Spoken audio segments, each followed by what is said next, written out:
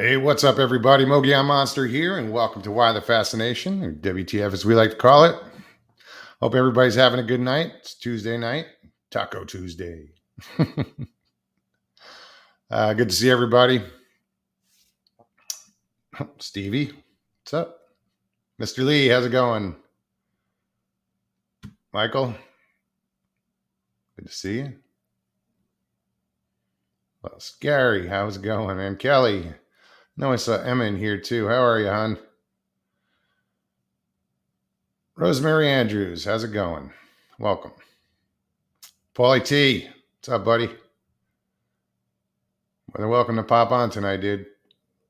We could use some jocularity. Who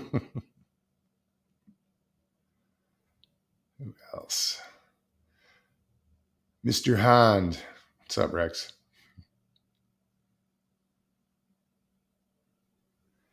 You're absolutely right, Spicoli. I always think of that Fast Times at Ridgemont High whenever I hear that name, Hand.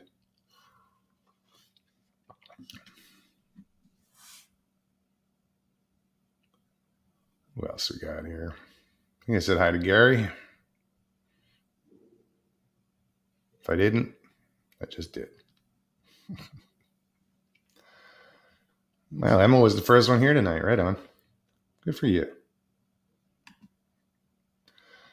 Wit, how's it going? Hey, Scotty. G'day, Mark. Good to see you. Tight lines, man.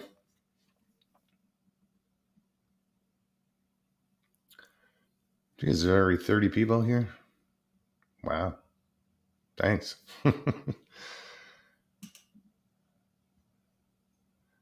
So Stevie's going to hide outside so she's not in the same room when this all goes to shit.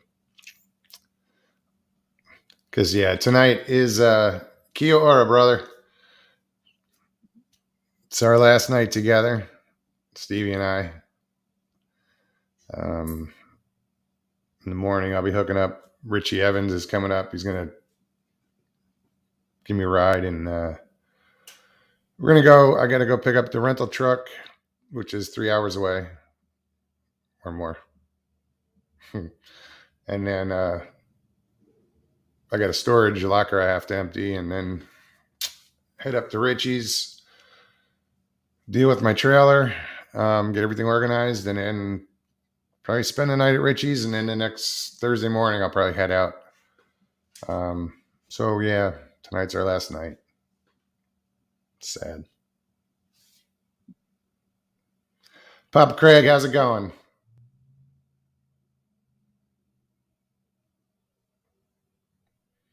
Hoosier, what's up, man?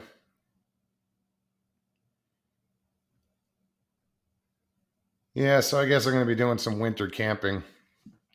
Because I was looking at overnight lows, and they're like, low. My throat sounds terrible. Excuse me.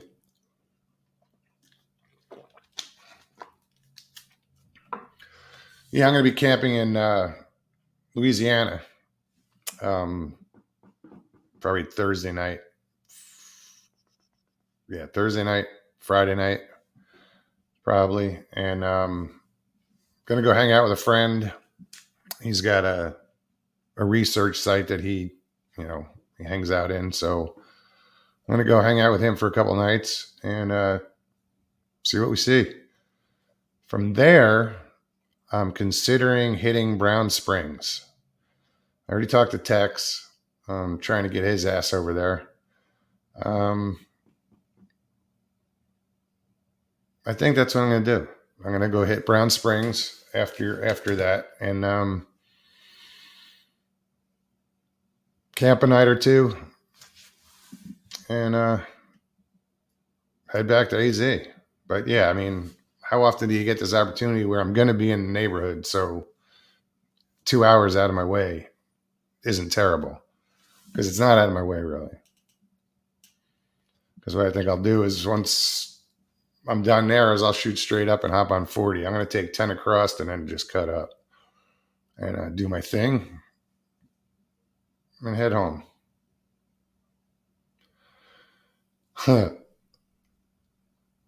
For some reason, I'm losing my voice. Emma says, "Hey, Mogs, watch out for the Rougarou."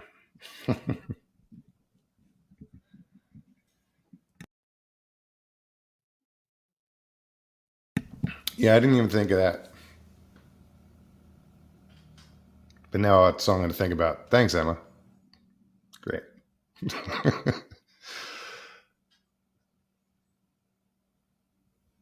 And the Rougarou is what, the dog man?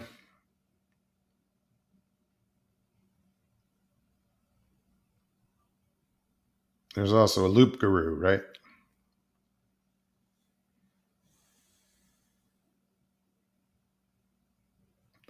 My my only issue is if I don't have a signal on Thursday, I can't do a show. So if my phone has a signal, I'll do a show. Hey, Brandy, welcome. Pyromedic, what's happening? Let me do this real quick. If you're new to the show and you've never been here before, we just hang out, bullshit. Anybody's welcome to come on. As you see, I just posted the link in chat. If you've never been on before and you want to come on, you can click on the link, follow the directions. It's pretty simple. If you don't want to be on camera, if you're that shy, you can just hit stop cam and it'll look like this and you're good to go. You know, I got to thank Obelisk Nind for the shout out, for the dedication. You know, he sent a story to Cryptids Canada, and Leslie read it, and in the first minute, she's reading and she says, he says, there are people that have been waiting to hear this. Mogia Monster, this one's for you. I almost shit. So thank you so much for that, man. That was so cool. It probably surprised Leslie too. Donner Fuller, how's it going? I don't know why I'm losing my voice all of a sudden.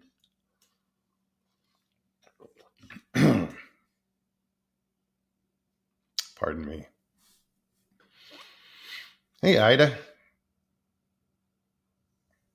Icon, what's happening, man? Yeah, I was hanging out with Icon and those guys the other night. And then we were at Steve Lester.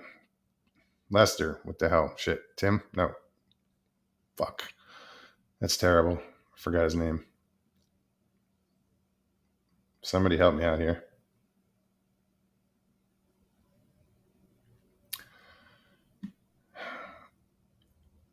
Eric, what's up, man? I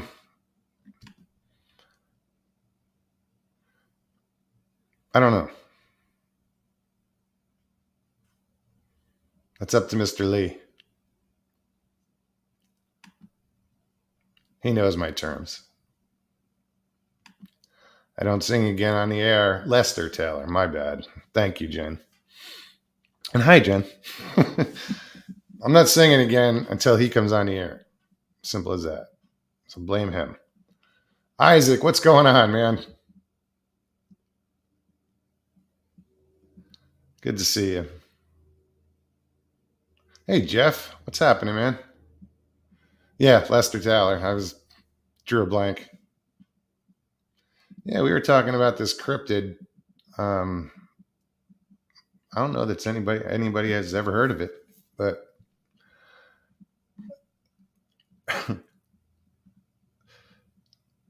you'd have to go and check it out to know what we're talking about.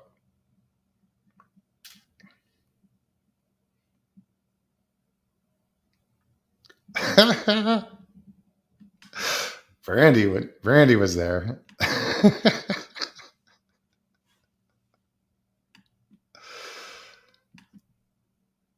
The Clunt creature.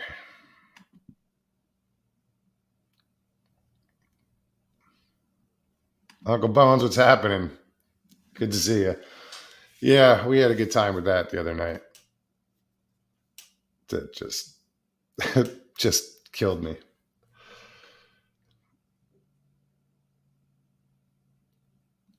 Stevie, the Clint creature lives.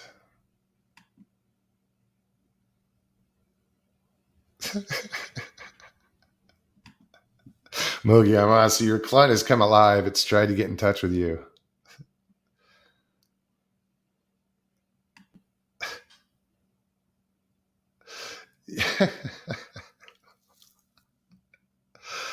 That was hysterical. You had to be there. You can be. Just go check it out. Icon, was that on your channel or was that on Lester's? I don't remember. I think it was on Icon's.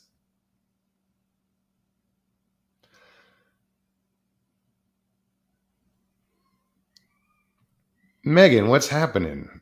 Cancel culture on the Sasquatch show. I will receive my reward.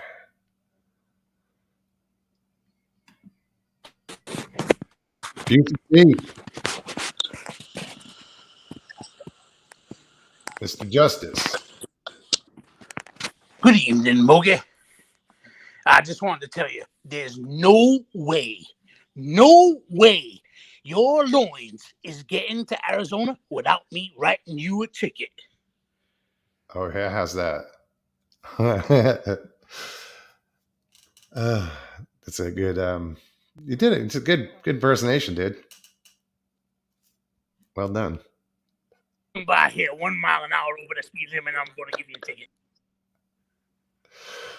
But anyway, it's Tuesday that's night. Why, it's one of my favorite movies. It's one of my favorite movies, Smoking Bandit. Yeah, absolutely. The best. The second one, not so much. No. But, I mean, just the first one. Yeah, hands down. I went to see the 30th or 40th anniversary, or whatever it was, in the movie theaters.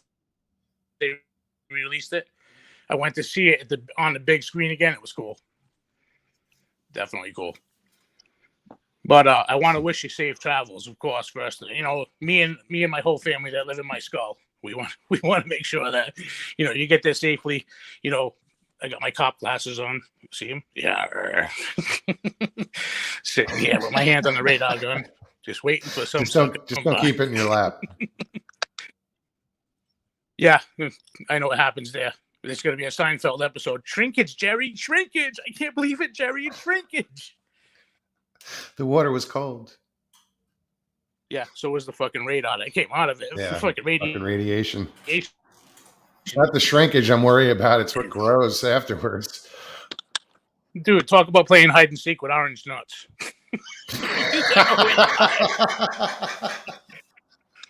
Dude, you ain't hiding nowhere. I see you. Yeah, oh yeah, I see you. I see two of you. Boy, you guys are high and tight. It must be cold. But anyway, we're pretty cold here. I think we're going to be warm tomorrow. We're going to be like 47 tomorrow, which is way out of character for January. But yeah, we're on a pretty good cold thing here. But all the precipitation's coming when it's warm, so not getting no snow. I ain't making no money. When I go to the deli, the lady's like, 2 pounds of roast beef. I'm like, 2 pounds of bologna. She's like, what? I ain't got fucking $28 to lay out for 2 pounds of Italian roast beef, so I'm gonna spend $8 on fucking Wunderbar. Right.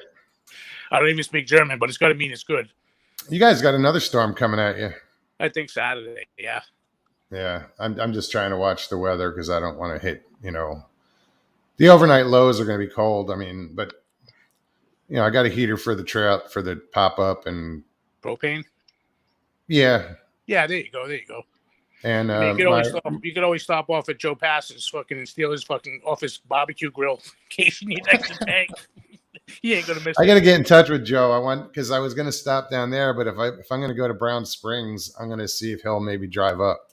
Oh, dude! And I understand if he says no. It's just you should definitely do Brown Springs. Definitely hook up with Tex. Go down there, check that shit out. Drive by Kerry's. Knock his mailbox off his fucking post in front of his house. Hey, Kerry! No, just kidding, dude. That'd be funny as fuck. I know it would. But he'd be out there with his gun. Was that you Sasquatch? I saw you, Scottie Pippen. You're meat. You're dead meat. Nah, he wouldn't take kindly to that. Plus, that's a federal offense. You don't want to go. You don't want to go to Hooskow, fucking in Texas. Eric says Rougarou. Mogs played with that dude on the corner of Fifth and Main in New Orleans. That's funny. I have a friend of mine that just came across West Coast. He went from Cali and he came back here to where I live, and he purposely stopped in Winslow, Arizona, so you get a picture with the fucking Browns guy on the corner of Winslow, Arizona. Dude, that's cool. Yeah, shit. Man. I've been to Winslow. I don't know that they had the statue there at the time. They might have. If they did, I couldn't find it. So he posted a picture on Facebook, and I'm like, dude, cool pic. I'm like, did you grab his nuts? He sends me a picture in private message. He's got his hand on the fucking crotch. I'm like, you homo. Yeah, but that's a cool thing, man. And, just, immortalized in one song, right? Now it's a part of history. Absolutely. Part of urban culture, whatever you want to call it. Yeah, it's a great song. Yeah. Oh, dude, the Eagles were fucking great. There was so much great music that came out of that era. That was all about let's do drugs and have sex. Fuck war. We don't want to fight. We just want to fuck. That's what it came down to in the 60s, I mean, you had Woodstock. I mean, how polarizing and changing a cultural event was that? Yeah, that was. You got all these people together. It was 3 days. I have a ticket from Woodstock. It's never been used. Really? That's cool. Dude, I have a ticket. It was $8 a day. $8 to go each day, man. It's never been used. Part of history. I made a delivery up there. Swag bag, all the shit that I could. Was it Bearsville? Was right there. Isn't that where it was? Woodstock and Bearsville. It's a big ass farm. I know that. Yasgur's farm.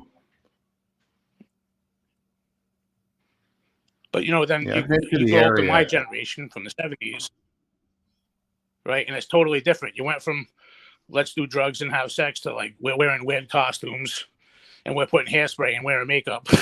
Like hair bands. You get all these weird bands from the 80s, right? So we grew up in like the and we were at the roller skating rink revolution.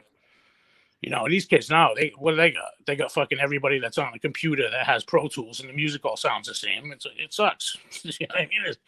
There's no nobody had a shtick like Devo with the red fucking clay things on their head, like the flower pots. All right, you're coming in broken up, buddy. I don't know if you guys can hear him. I can't hear him too well. There we go. Could have just been me. So, Eric says, I would have went to Woodstock, but I had a pressing date with a girl in my kindergarten class. If I just stepped all over you, dude, I'm sorry. No, you're buffering on here, this side. Going outside. Wait a minute. Give me a second. I'm going to the deck of solitude here. All right, I'm going outside. Wow, it's cold as fuck out here. Can you hear me now? Gary, Mogs, if you go to Brown Springs, I might come meet you. Yeah, dude. Just trying. I'm pretty sure I'm gonna go. But it's gonna be cold. At least the overnights. I'm not asking anybody. Hey, anybody wants to go hang out? Feel free. Let's make this a thing, a spur of the moment thing. Is that pop up going to be like the clown car in the circus? You're going to have 18 people in there?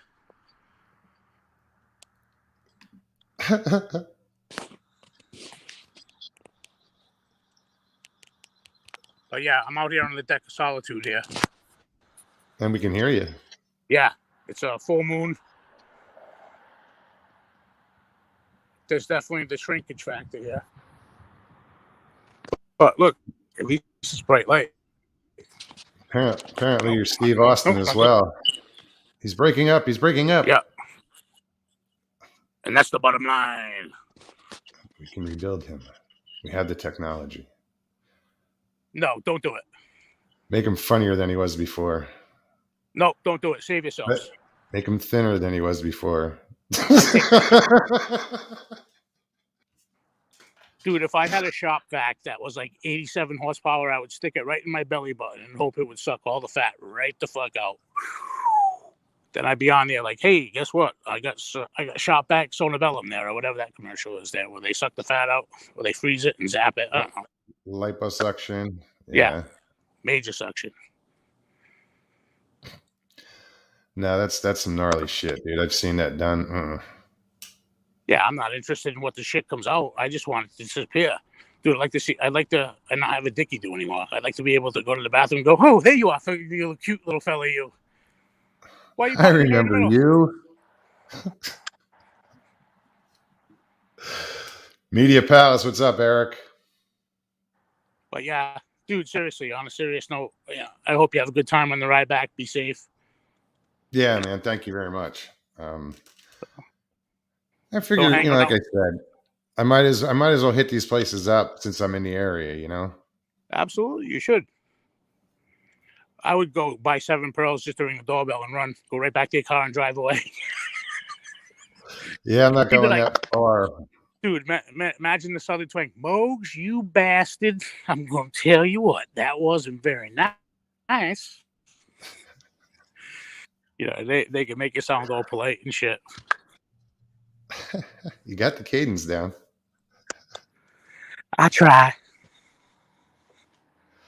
Yeah, I reached out to her. Just to see how she's doing.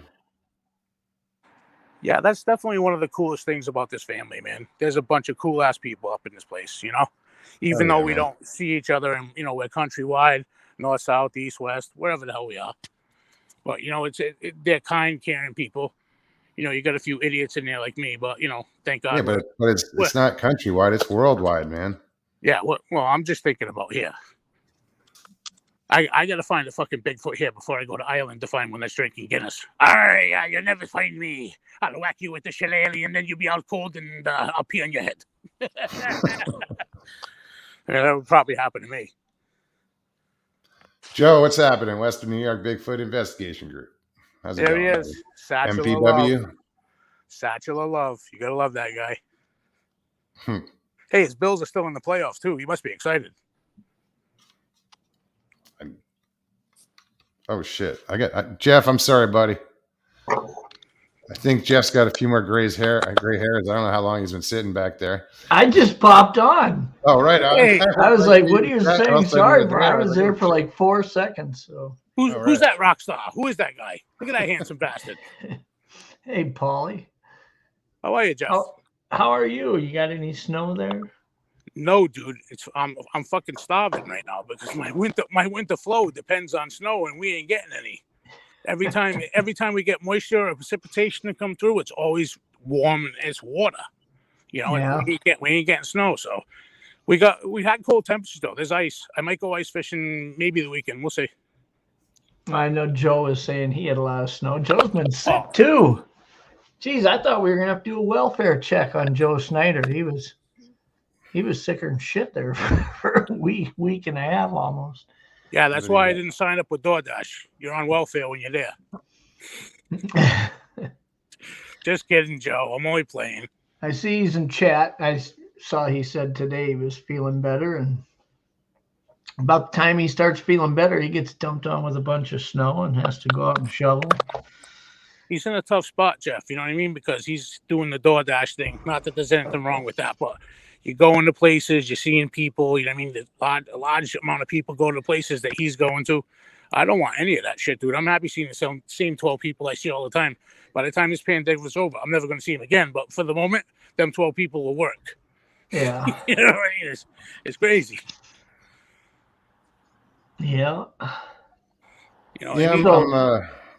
That's why I'm kind of digging the idea of going camping. I've had enough of hotels. Yeah, you're in a tough spot too, Russ, right? Because you're traveling. So, again, you gotta be careful, but you gotta live too. You know what I mean? This thing can't define us. It just really can't. We drank from a fucking garden hose. It can't be that bad. A few of us ate the paint off our cribs too. Didn't both coats. Wasn't me. I must say the pink paint definitely tasted different than the blue paint. Some ate more than others, but And I'm going to tell you Well, what. I couldn't tell you the last time I wore a mask. Is I that thought you bad? were wearing one now. No. Yeah, I know. I'm a jackass. It's okay. I own a mask, but I never wear it. Yeah, me It's either. cool mask. A Yeah. Bigfoot on it. I have one that says "crush the fuck" on it.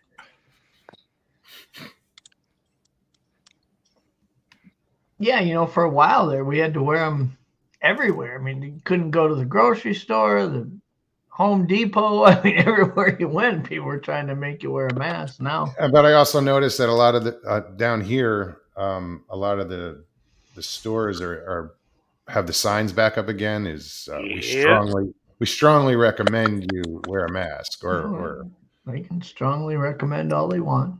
yeah. Yep. I think, well, okay. So if you have to wear a mask, right, and we could use a music song to, kind of describe what that feels like, would it be, I'm turning Japanese, I think I'm turning Japanese, I wear a mask, so I'm a mask, so I don't know. But anyway.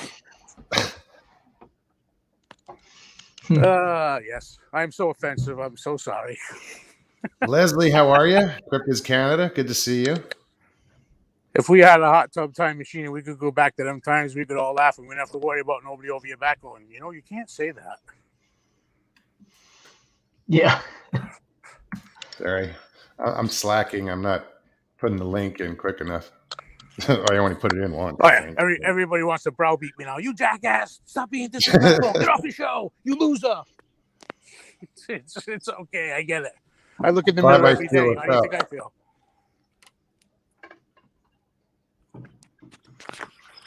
My question to all of you is, if you ever looked in the mirror and the mirror goes, loser, before you even say anything, you haven't even grabbed the toothbrush. He's knocking you down. May Reed, how are you? Welcome. There's Joe. What's up, amigo? Joe! Yeah, man. What's happening?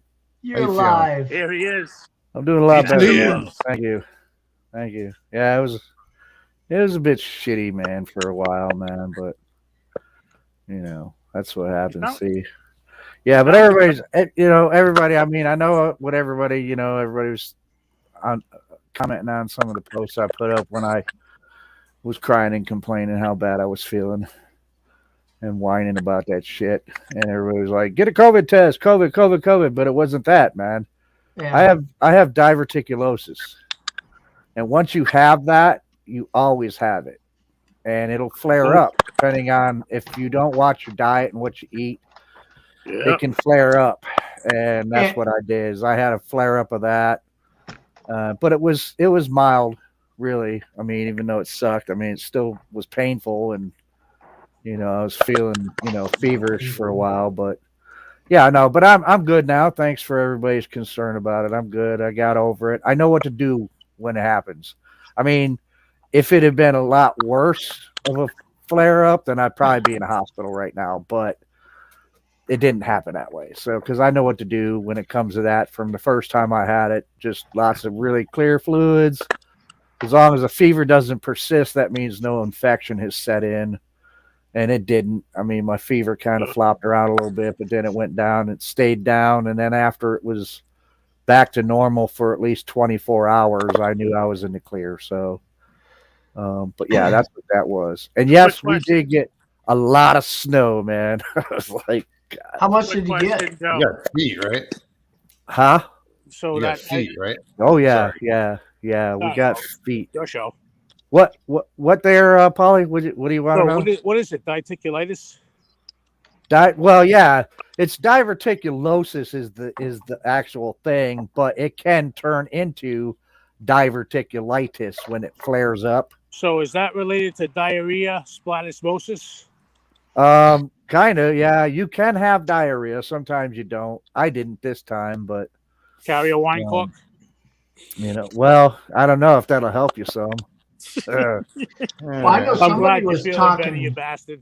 Somebody was talking about it the other day. I was talking to somebody about it, and they were saying that they had a relative who had that, and their intestines like burst.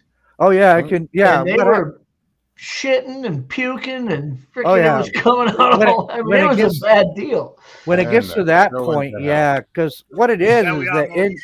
in your intestine, these little pouches form, and they can get infected. And if they actually break, or if there's a tear in your intestine, then you're basically what's in your intestine, like what my wife refers to as poop gas, gets into your body cavity, causing infection. I mean, it can be life threatening if you don't Holy freaking do shit. something about it. But so Well, far, So do only you the look like Veruca Salt from Willy Wonka and the Chocolate Factory, but only brown if that gas gets into your body cavity? yeah. I think that's what was confusing for a lot of people, though, Joe, is they were so concerned about what you were experiencing, but they don't understand that you're familiar with what you're experiencing, and that's why you didn't go to the hospital right away, because you knew what it likely was, rather than I don't run off to the hospital or the doctor at every little discomfort, man. That's just the way I am. That's the way my dad was. That's the way dude, by going to see my doctor regularly every 3 months just for a checkup, I'm already paying to put his kids through college. I'm not going to jump into the emergency room every time my stomach hurts. I mean, so I take care of the things when I can take care of them. Hey, look, if it gets beyond what I can do and I'm not doing any good, then yeah, I'll go to the freaking hospital. I'm not stupid. But yeah. I don't do hospitals or doctors either. Yeah. I Unless mean, it's like necessary. Yeah, if I have to go, I'll go. But if I don't have to go, and if I can take Knock care of on it wood. myself, right? I've never had a stitch. Yeah. I've But had yeah, we got- staples, but no stitches. Yeah. Well, I've had stitches from various things, but yeah. Oh, I should have. But Um, I did. But yeah, lots of snow, man. Feet of snow. We got at least a good 2.5 foot right here, at least, I'd say. And there's more coming, maybe. But that's all right, man. This morning, I'm like, fuck, man. I got to get my old ass out there and shovel the driveway so we can at least get the car out if we have to. Florida And I'm Lone like- Wolf, how's it going? Yeah, there's some sort of storm that's staying north that's coming through, and then there's another one that's coming up from the south soon. Yeah. So, but yeah, luckily I didn't have to shovel it all by hand. I shoveled a few feet around the car and then in front of the car, and then I was like, man, this is just too much, man. I can't take this. Yeah. Let me check my snowblower, see if I have enough gas left in it. And I did. So I was able to use the snowblower to do the rest. I was like, all right, I'm done. That's it. So, but I've been watching, Aaron says send the snow over to her in Belgium. Oh, you can have it all, man. Well, not all of it. I don't mind a little bit of snow, man, but when it dumps on us like this, man, it gets nuts. It's too much like work. It is too much like work. Yeah, we've got lake similar amount of effect snow too. here, but I mean, we get 6 inches, and then you go a week and you get 4 inches. I mean, it just builds up. It's not all at once. Yeah. Well, that's the way it used to be here in New York. I mean, people could say I'm crazy, but I know what it was like when I was a kid growing up. And the weather patterns have changed, and the winters used to be so much different. It used to start snowing a lot of times. Well, at least by December, you had snow, and then it didn't always dump like feet of snow. It would do a few inches, but you had snow from December until about the beginning of April. Yeah. And then by the end of April, most of it was melted. The weather was starting to warm up, et cetera, et cetera. Now it's not like that at all. Now it's like this past December, we didn't even have a white Christmas. And now it seems like none of the snow comes until at least January into February, March. Then it snows right up until the end of April, it seems like. And then maybe in May, you start to warm First up. day And of then, spring. yeah. What's spring? We go like winter, boom, summer, boom, fall, boom, winter. Yeah. Yeah. I lived in like Wisconsin crazy, for a year and a half. I remember that. Yeah. Hey guys, I just gotta say this. I gotta run, but I'm gonna leave you guys with a joke before I go. Young Paul. And then he cuts out. Oh, I know. That Every was time he terrible goes to tell the timing. joke, that's when Right it on cue. starts to cut out. Just laugh. If there's a God, he's just intervening right now, saying, Yeah, "I'm going he's to like, save "You these don't wanna hear people this from joke." this." Just save Can't them tell it. all. Can't tell that joke. going back outside. Hold on. Oh, here we go. It's bound and determined to get that joke out. That's right. Fucking right. Well, shit. Now I It's want to hear it, told. man. Yeah. All right, Joe, you ready? Here it comes.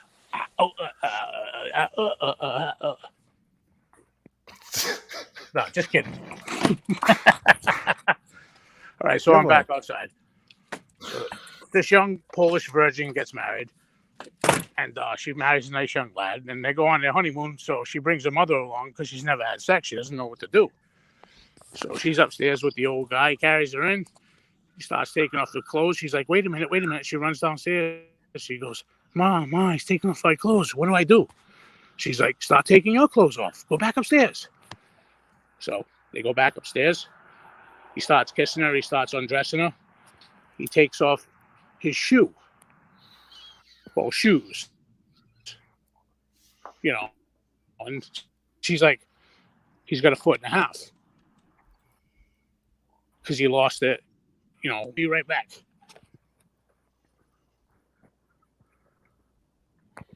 Crickets. Nice. Hello? And he's cutting out right before the punchline. He cuts out. This is going to be such All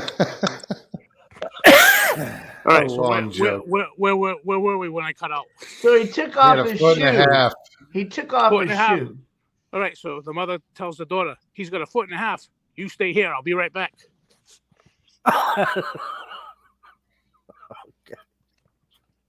I get it. Yeah. I also work at Cheese Whiz part-time. See you, kids. Good night, Paulie. Thanks for coming on, brother. Kind of saw that punchline coming.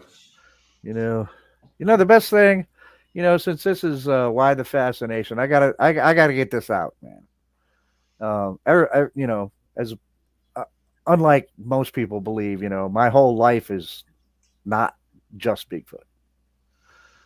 So I am rewatching, I should say, the remake of Battlestar Galactica series, right? The one with Edward James Olmos. Mhm. Yeah. And I'm looking at it in a different way this time, man. I'm like seeing it like from the total Cylon perspective. And I'm like watching it going, damn, no wonder they wanted to wipe them out, man.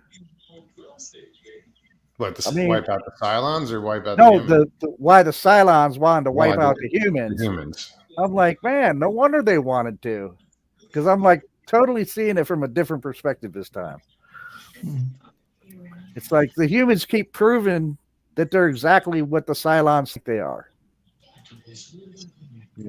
Which is just this savage, warlike race that doesn't deserve to exist.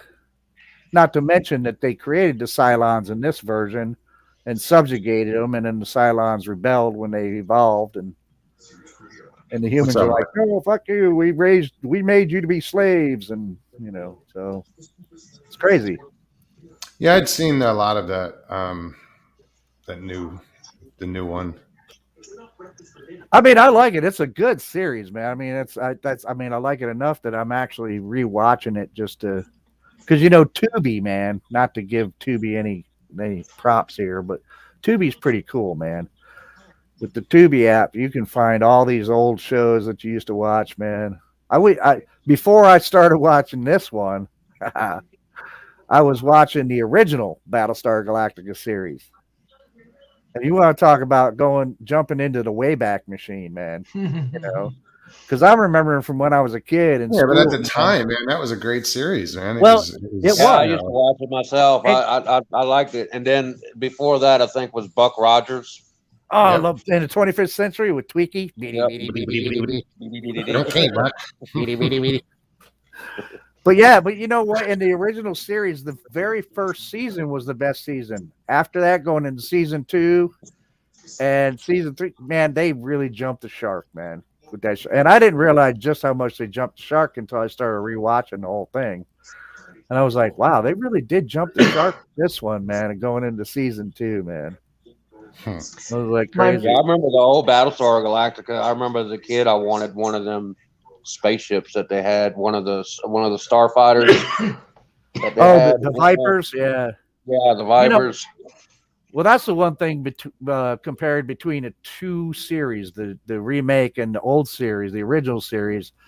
Actually, the original series, man, I like the Vipers and the Cylon Raider ships better than in this one, because in the remake, the actual Cylon ships are actually Cylons. They're not even ships. They're a model of Cylon. Yeah. They don't need pilots, because it's an entity all by itself. It is a Cylon. And I miss the old thing of seeing the 3 Cylons in the Cylon Raider, like in the old series. I'm like, that was cool, dude. I love those Cylons in the old original series, man. Those Cylons were cool as shit. Yeah, I grew up on Star Wars and not Star Trek, but I watch a lot of fan films on YouTube. I'm subscribed to like Skyforge and different groups that make fan films out of Star Wars, and there's some of them that's really, really cool that comes like so close to watching some of the fighter scenes in space from the movie. You know, you can't That really would tell. be interesting. Where do you see that? Where do you find those at? It's on YouTube. There's a YouTube channel called Skyforge, and they do a lot of productions. I think it's Skyforge. That'd be Yeah, kinda Skyforge. cool. Yeah, my son's being teenagers, 16, 17 now. I've been trying to find all these old shows, that we used to really kind of iconic, not just movies, but series. Yeah, I share a lot of them on my Facebook page. I'll share from YouTube, but it's like I shared one today called Reminiscent, and it's a Star Wars fighter scene. It's like a Star Destroyer sitting next to a certain moon, and all these fighters come out from hyperspace. They got one of those rebel cargo ships, and a bunch of X-Wing fighters come into this Star Destroyer, destroy it, and then they turn around and vamp out in hyperspace back wherever they come from. It was pretty cool. My sons are going through old movies. They watched Close Encounters of the Third Kind the other day. I haven't seen that movie in a long time. And when you watch it now, you realize how realistic it felt back then to watch that. Because there wasn't a lot out there that was done in that, current time type setting like that one was. They didn't have really much any alien movies out at that time. No. Not that we're done for, if you're watching one, it was all futuristic. This thing felt like something, this is happening in your town, Sure. It was more of a first contact type thing, than like aliens just coming to kick our ass. Yeah. My favorite part was when he started tearing up his yard and throwing shit into the house and building. Yeah. His wife is like, this guy's going nuts, man. He starts with the mashed potatoes. Yeah, started with the mashed potatoes. Yeah. Yeah.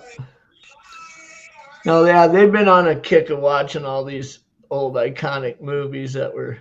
What I do is when I find them on whatever, I save them into the DVR or whatever, I make a list, and then I'm like, hey, you guys should watch those movies. I'll walk downstairs and they're sitting there watching a movie from like 1984. I like watching like all the old Facebook, all the old Stephen King movies. Yeah, The Shining, Christine. Christine was awesome. Knockers. Salem's Lot was one of the scariest ones. Yeah, really. Movies. Yeah, Salem's Lot was. Christine was like one of my favorites. It was a good book too. Yeah, the book was really good. Of course, the book's always better than the movie. I've known so many movies that messed up a good book. I remember when Dean Koontz, because I read a lot of Dean Koontz also, but they I've tried to read- make movies out of his books, and they destroyed the books. I mean, for the movie. The Hills Have Eyes. I think that was his. Yeah, and Watchers was Watchers. one. That was it with the dog and the Yeah, with monster the dog and and kid, yeah. so like it was like a I don't know, a mixed crossbreed in between a dog and several other animals. A good But example of how in the book, it was so good because the dog and the creature had like this symbiotic connection in the deal, and in the movie just totally destroyed all that. What was a that? good Jeff? example of how the movies kind of ruined the book series is, and it's not from that horror or scary genre, but Jack Reacher. I remember when I read all the Jack Reacher books. I mean, Jack Reacher's like 6'6", and he's built like, The Rock, he's a badass. And then here comes a movie and it's Tom Cruise, 5'6". And, it's like, this isn't Jack Reacher. It was a cool series of movies, but I mean, it just wasn't the same as the books. I just finished watching that series. Oh God, it has Keanu Reeves in it. John Wick. Yeah. Yep, John Wick. John Wick Yeah. series. Yeah, that like was those really movies. good. I plan on You know going to what see that Matrix, the new Matrix movie that's coming out. That's going to be really interesting. The one I just ran across recently and rewatched, man, which is pretty cool, man, was Dreamscape, man. Remember that one? Mm-mm. With Dennis Quaid Yep. and Oh, okay, Dreamscape. You said Dreamscape. Yeah, I remember that one. Went into the head and into dreams, and yeah, that's pretty cool. I remember that one. Phil, how's it going? I remember the movie, but I didn't. I don't remember ever watching it all the way through.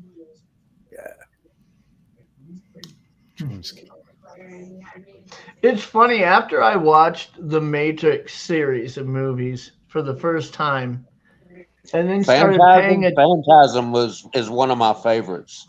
Phantasm with the tall man, Agnes Scrim. That flying movie. Ball. Yeah, that movie scared the shit out of me. Every time I went to the mausoleum to go visit my nan at the mausoleum, that would hit me in the head. Every time I turned a corner, I was looking for that little ball to come flying around the corner. Yeah, Pud, how's it going, man? They made 5 of those movies. Yeah, the first one was the only one I got through. Yeah, the second one was it was okay, but the scenes with the ball was really cool. But after that one and went into that dude's Didn't back, they do one in 3D? No, not that I know of. That would have been really cool. I would have went and seen that. Or they did a Friday the 13th in 3D. Yeah. Yeah, part 3. It was Friday the 13th, part 3 in 3D. Yeah. Miss Dill, how are you doing? I'm losing my voice. What the hell? The best 3D movies I ever seen was when I went to the Epcot Center in Walt Disney World. They had a Terminator. The last one I saw. They had a Terminator 3D film there that was really, really cool. It's a tour you go to, and at first you stand like in this auditorium, and all these Terminators come up out of the floor, and they shoot these targets that's over your head. They've got all these Gatling guns in their hand, and they shoot these paper targets that's hanging above your head, and all the paper comes flying down from it. And then you go to another room and you go sit down and watch this 3D movie of the Terminator. And it's really, really cool. Mr. Lee mentioned Jaws. The first 3D movie I ever saw was at an IMAX theater in 3D. Was Jaws 3, and that Jaws was 3D. I've seen that one too. I've seen that too. IMAX? I remember the first 3D movie I ever seen was The Creature from the Black Lagoon, and it was at home. And you got these little paper glasses. One was red and one was blue. The 3D glasses, and all it really did was make the film come in color because it was in black and white. on TV, and all it really did was make the film come in color. It wasn't in 3D. Yeah, we went. I remember when we would, if you'd go to a 3D movie back in the day when they were fairly new. I mean, you always got those paper glasses, and then I went to one here a couple of years ago with my sons, and they give you these. They look like sunglasses you'd buy at the store, and I'm like, holy smokes, they've come a long ways. But for how much you pay to go to a movie right now, they ought to give you a free pair of Ray-Bans. I mean, it's ungodly. Well, I remember what you spend. this one that I remember as a kid was on TV, and it was The Creature from the Black Lagoon. And it was such a big premiere coming on TV. You had to go to your local grocery store to buy the 3D glasses. And it was like the whole town knew this was coming on TV, and they would stock the grocery stores with these 3D glasses, and you go up there and get them. And they were like one of the lenses was red and one of the lenses was blue. It was that old. But the 3D Gilman, that was a scary motherfucker, man. That was what the creature from the Black Lagoon was called, Gilman. He was scary. Yeah, he was scary, man. I remember watching that movie. Joe, do you have a YouTube channel? I do. What's they called? Western New York Bigfoot Investigation Group. Okay. That's all right. Yeah, I'm sub to you. You're on Facebook too, ain't you? On Western Slope or something like that? It's the same name. Okay. Same name for Facebook and YouTube. Same name. Keep it simple. Chessboard, how's it going? Just checking out chat, guys. I did a live stream yesterday. We found me and this girl we was rock hunting down in this slough that comes off the lake over here. Where I live at, I'm on top of the peak of a mountain, and you can see both sides of the mountain. You know, on one side you can see part of Lake Norfolk, and then on the other side is a valley that goes down into a separate mountain that cuts over into Lake Norfolk. Because I'm like right on a point. I'm at Diamond Point in Baxter County, Arkansas. And we found a nest down here, or shelter type nest style. We had 3 of them yesterday. I was watching this. Now get this. I'm turning around to walk up the hill, and this rock comes flying from behind me, and it catches me right up under my foot as I'm walking away. And I mean, this is not just a little old stone. This is a rock the size of a softball that hits me up underneath my foot. And even on video, I say, I was like, what the fuck? Something just hit me. And I look down, and there's this big ass, pretty stone. I mean, it had several different colors in it. And so I picked it up and I put it in my pocket. Didn't think nothing of it, but I knew something through it. And but that got the attention of several of them. I mean, I caught on video. If you look, Bama sent a screenshot of 2 that were standing off in the distance just watching me. And I put it up on my community page. You can go and check it out. Also got it on Facebook.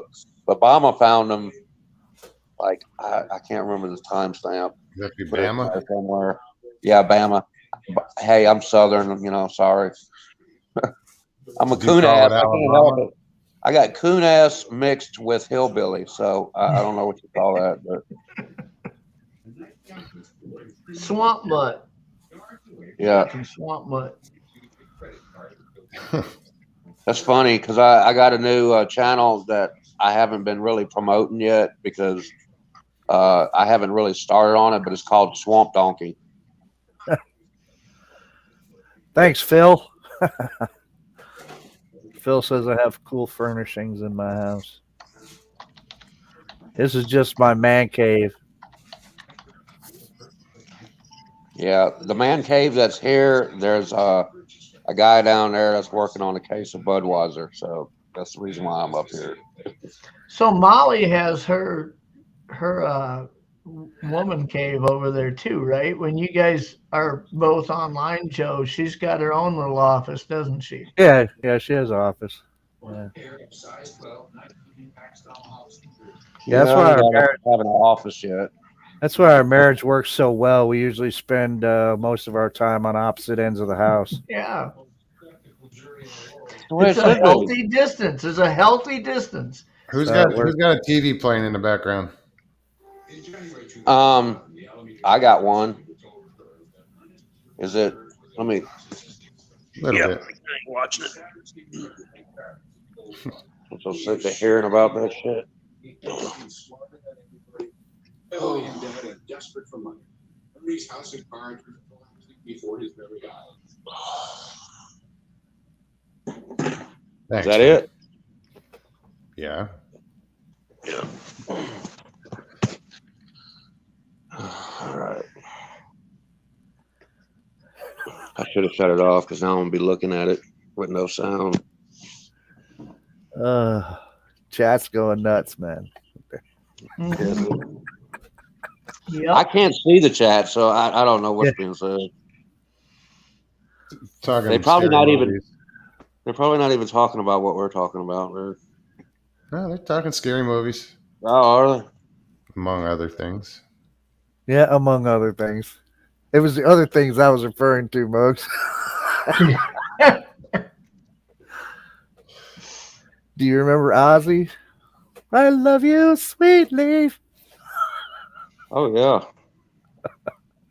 That's what some of them were talking about. But Oh yeah. I posted some of the greenery that I got from the Arkansas dispensary today. It's called Purple Ice Sativa. I did post that on my community page along with Facebook. shit, I'm just glad they made it legal in New York finally. Oh, I can't wait for the recreational legalization to come through here. It's on the ballot. I figured New York would be one of the last places, but I was wrong. I think Louisiana would be one of the last places. So, I'm pretty sure South Dakota is going to be the last place. well, The what? Like, I don't know Governor why, Christy Noem is 100% against all of it, and she's doing What about- everything she can what- to stop it. what about the other 10 people that live in South Dakota? Well, this is probably one of the most conservative states there is, and it's the one thing that about 70% of the population say, just let her buck, let's do it, and the governor's just dead set against it. Yeah, I hardly hear anything about South Dakota unless it's Sturgis. That's it. Well, what else is there? You got Mount Rushmore and Crazy Horse, and what else? So Mogs, man. So yeah, I never got to. Well, I haven't been out for a while, but so you're going back to Arizona, huh? I am. Yeah. Is that Yeah, like a thing you're looking forward to? I guess is it something you? Yeah. Yeah. Yeah. There's things going on. My dad turns 80. This year, next month. Actually, it's in a couple weeks. Hope I make it that long. Yeah, me too. My sister's 30 more getting years. married. Things I don't want to miss. So Yeah. I mean, are you going to stay back there permanent or? yeah, I'm moving back. All right. The monster's back on the rim. So Yeah. and I texted you that thing. I was watching a thing about ghost towns, man, and ghosts of ghost towns, and they have that place in New Mexico called Mogollon, Yeah. and it was an old mining town, man. Yeah, I was like, There's a lot of them out there, man. Yeah. I mean, like I said, I don't know about ghosts and everything, but I still find all that stuff. I watch all that stuff, man, especially about, old time stuff back in the West and the gold rush and all that stuff, man.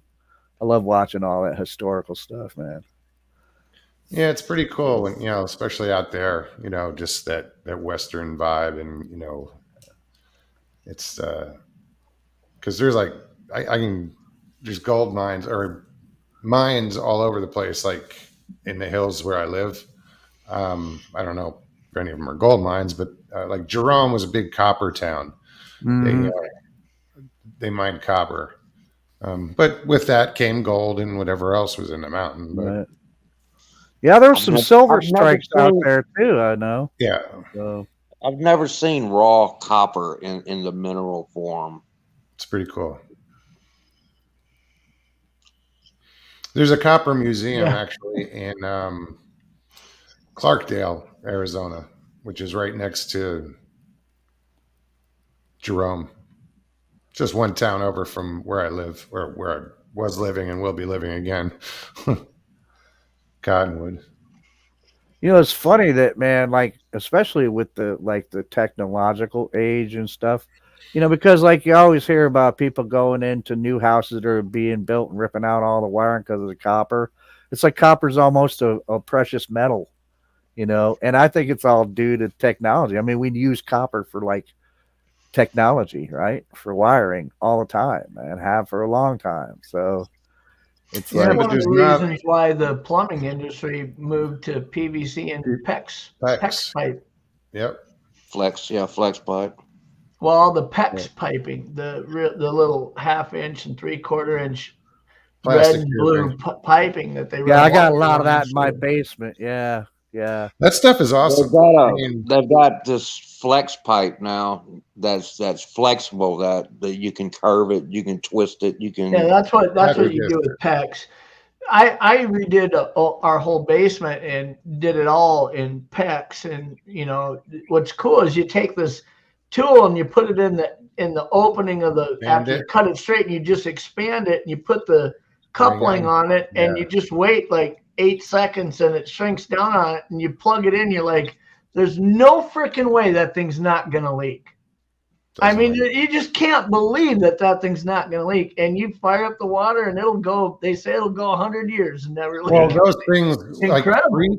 freezing wise, they will expand 75% of itself Yeah, That's before it will that's burst. I that's mean, why that's that's they're why none awesome. of my stuff has so far. I've done whole houses that's in why PEX. PVC is going obsolete. You're going to start seeing PEX piping 1.5 inch, 2 inch to replace all the drain lines that you're using PVC for and all that. Yeah, this is a real old house that I live in that I bought, and I had to have a lot of the plumbing downstairs replaced eventually, and I happened to get a hold of a good plumber, and you know while I wouldn't say it was cheap for him to do it, he was very fair. In fact, I thought it was going to be a lot more expensive with this guy, but it wasn't. And he replaced a lot of the piping that really just had to be replaced with that stuff you're talking about, man. And it's like amazing. I'm like, dude, I wish I could afford to have you just. But he had to crawl. Look, this, like I said, when I said this is an old house, this is an old house, man. And down the basement, there's areas that he had to crawl in. Dude, I would not make a dog crawl into some of these areas, man. I'm like, what the It's hell? hard to find a good plumber because When you're dealing with they an deal old with a lot of house, shitty work.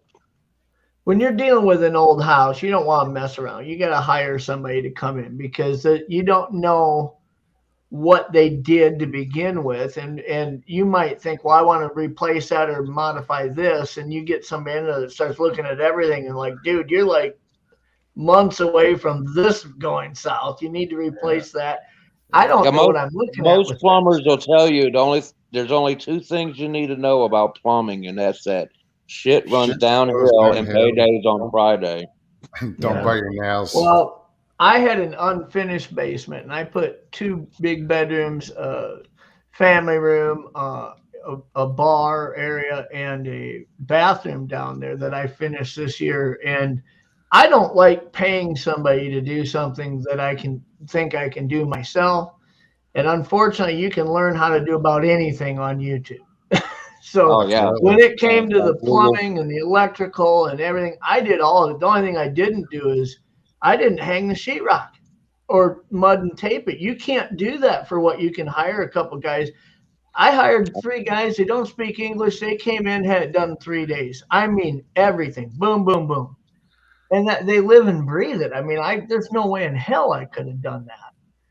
Yeah, It would have took me at least a month, and I probably wouldn't have saved any money. So, but when it comes to the electrical stuff, I mean, geez, you can find a YouTube video that'll teach you how to do damn near anything you want to learn how to do.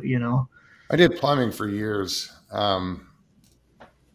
I like doing plumbing. Rough-ins. I kind of did it all. I was a jack of all trades. I had a painting business for 12 years, and we did all phases of construction on a house. But yeah, I was a painter for 28 years, and I did it all. I've crawled up underneath the house. I've replaced pipes. I've rewired the house. I've hung sheetrock, and I've done so much sheetrock to where I said I'm never ever doing sheetrock again. And then end up a week later, I won't do get up a week later and get offered this big old job for this much amount of money. And I was like, okay, well, I'm back to doing sheetrock again. Man, Miss Dill would be pissed if she was on here right now, because we just turned Moses' show into a DIY channel here. Yeah. She's on there. She's in chat. But I'm the same just way. kidding. I'm kidding, Miss Dill. I can do almost anything to a house or on a house or repair anything. Me too. From a roof to a slab, I can do it all. There's some of it I don't like doing, but I can do it. I don't do roofing. Yeah, I can do. I've done many roofs. Depending on the time of year, here, if it's fall or spring, I don't mind roofing. But if you're talking about middle of the summer and it's 105 degrees, and now, when I first started, the first roof I ever done was a tile roof, and I done tile roofs for like a whole summer, one summer, and then I went to shingles. Yeah, I mean, but when I first learned how to do a roof, I started out doing these wafer tiles that were these antique tiles that there's only 2 companies in the world you can find these tiles. One's in Chicago and one's in New Orleans. And there are these big wafer tiles that's like $40 a piece for these tiles. And the company I was working for, he told me, he says, you get 3. And after that, the rest of them come out of your check. And I'm like, what is he talking about? And then snap, I stepped on one and broke. He said, up. You got 2. 2 left. And then after that, it's coming out of your check. Well, that first week, you owe him to go to work after a while. That first week, I got about a $80 check at the end of the week because I broke several of them walking through there. But I learned where to step on after that. That was the last time. But yeah, you're allowed 3 on every job.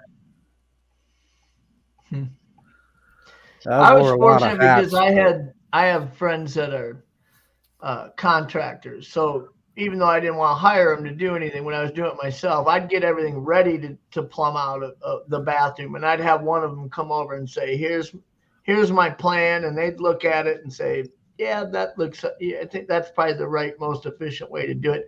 I didn't want to do it, and afterwards have somebody tell me, "Oh shit, you aren't going to pass inspection because you didn't do this or that." Sure. But, yeah, I've worn a lot of hats, man, but I am not a handyman by any means. I admit it. I'm starting to get into, which I haven't done any yet, but these mini houses, where these little small mini houses that they have out in the woods, where it's like the whole thing ain't bigger than a garden shed, but yet they have a living room, a bathroom, a bedroom, and a kitchen, all in this 200 or 800 square foot space. Not 800. It's more like it's 400, bigger than that. 200 to 400. Yeah, it's but it's like you swing your legs out of bed, you take one step, you're in the kitchen, you turn around, make a left, you're in the bathroom. You come out of the bathroom door, you're in the living room. It's pretty cool. Well, those tiny houses, that's a big thing. Yeah, that's what I'm saying. I like it. Now having protection from a Sasquatch to come up and slap the side of the house, you're going to end up rolling down the hill. I've been watching some of these things, man. These guys, some of this on YouTube about these survival shelters, building them in the forest. You know, the survival. And I'm like looking at some of them, and I'm going, dude, I want to live in that, man. I'll sell my house and live in that thing. That looks pretty good. You know, there's a couple of guys in England. What is the name of I'm subbed to their channel, something about outdoors. But they're in England and they're bushcrafters dude, they build these really cool freaking houses, man, in the woods. Like they build a Viking house, they build an old English sod house, and all these different structures, man. Just by using the trees, and they don't use any kind of electrical tools or gas tools. They do it all by hand tools and everything. And I'm like, wow, that's cool. And there's a couple of guys in Maine that do that too on a channel. One of them was on Alone. And so after he kind of got some fame for being on one of the seasons of Alone, he started a channel, him and one or two of his buddies. And that's what they do. They go out and create like just out of whatever's in the area, and they don't bring generators or nothing. I mean, everything's hand sewn, hand whatever, and they'll get way into it. I mean, they'll still shave down a raw log so it has a flat side on two sides, and a lot of work. TA Outdoors, that's the name of it. Dude. TA Outdoors, that's the name of those guys in England. That's the name of their channel, TA Outdoors. Dude, some of the structures they've built, man, are like crazy, dude. I'm like, dude, I that would be like the perfect place to go if you wanted to take off for a week, man, or whatever, you know, just take off. Just go live in this thing and camp out basically in this thing. I've been watching a lot of videos lately of they're using turning cargo trailers into campers. Yeah. I didn't know if you fell or not. We're live. Okay. All right. Good night, bro. Good night. Good night. No, I'm not leaving. I'm not leaving. No, but your buddy was still. We didn't want to hear it. Okay. So, Joe, I was going to tell you about a conversation I had. I was out in. I wanted to hear the rest of what Mo was saying. Oh, sorry. About what were you saying? You were watching the videos about. Oh, the trailers, like not cargo trailers. What do I call it? Yeah, you're turning cargo trailers into campers. I've seen guys do that. Are you talking about the big trailers that go on the trains? No, just enclosed trailers. Just enclosed pull-behind trailers. Oh, okay.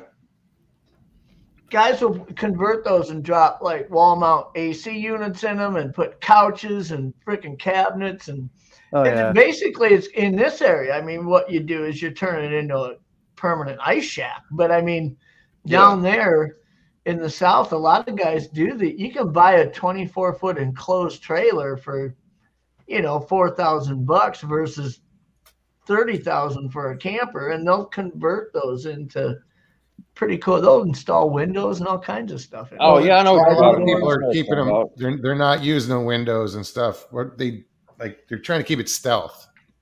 Yeah. Like when you park in the Walmart parking lot, they don't know it's you're living in it. Yeah, right. You're having a party in their kegger in the enclosed trailer.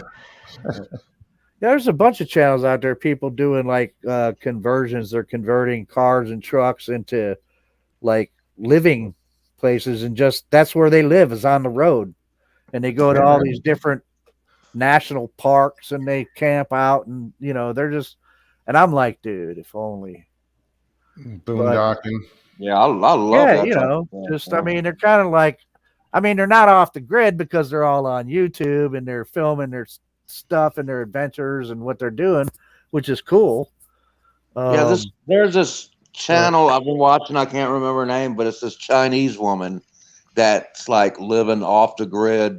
I think I've seen that. She films herself building these bushcraft houses like in the middle of a stream. She'll go in the middle of the stream and pile rocks she'll take rocks out of the stream and build up like a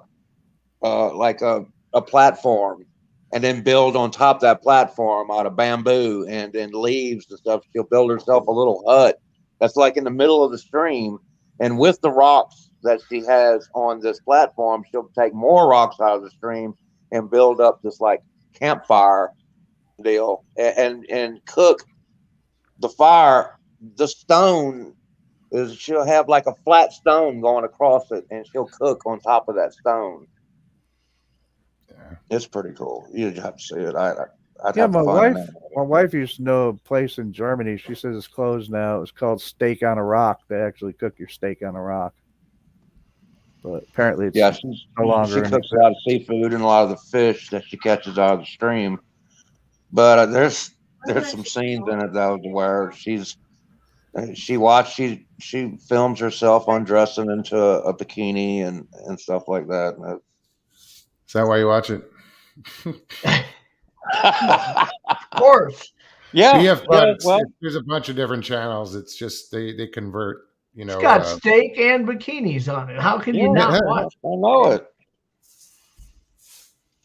Watch her sit out there and sweat building this hut out of all the stuff she gets out of the woods. I used to watch Giada all the time on Food Network because she was hot and looked like she made pretty good food, you know.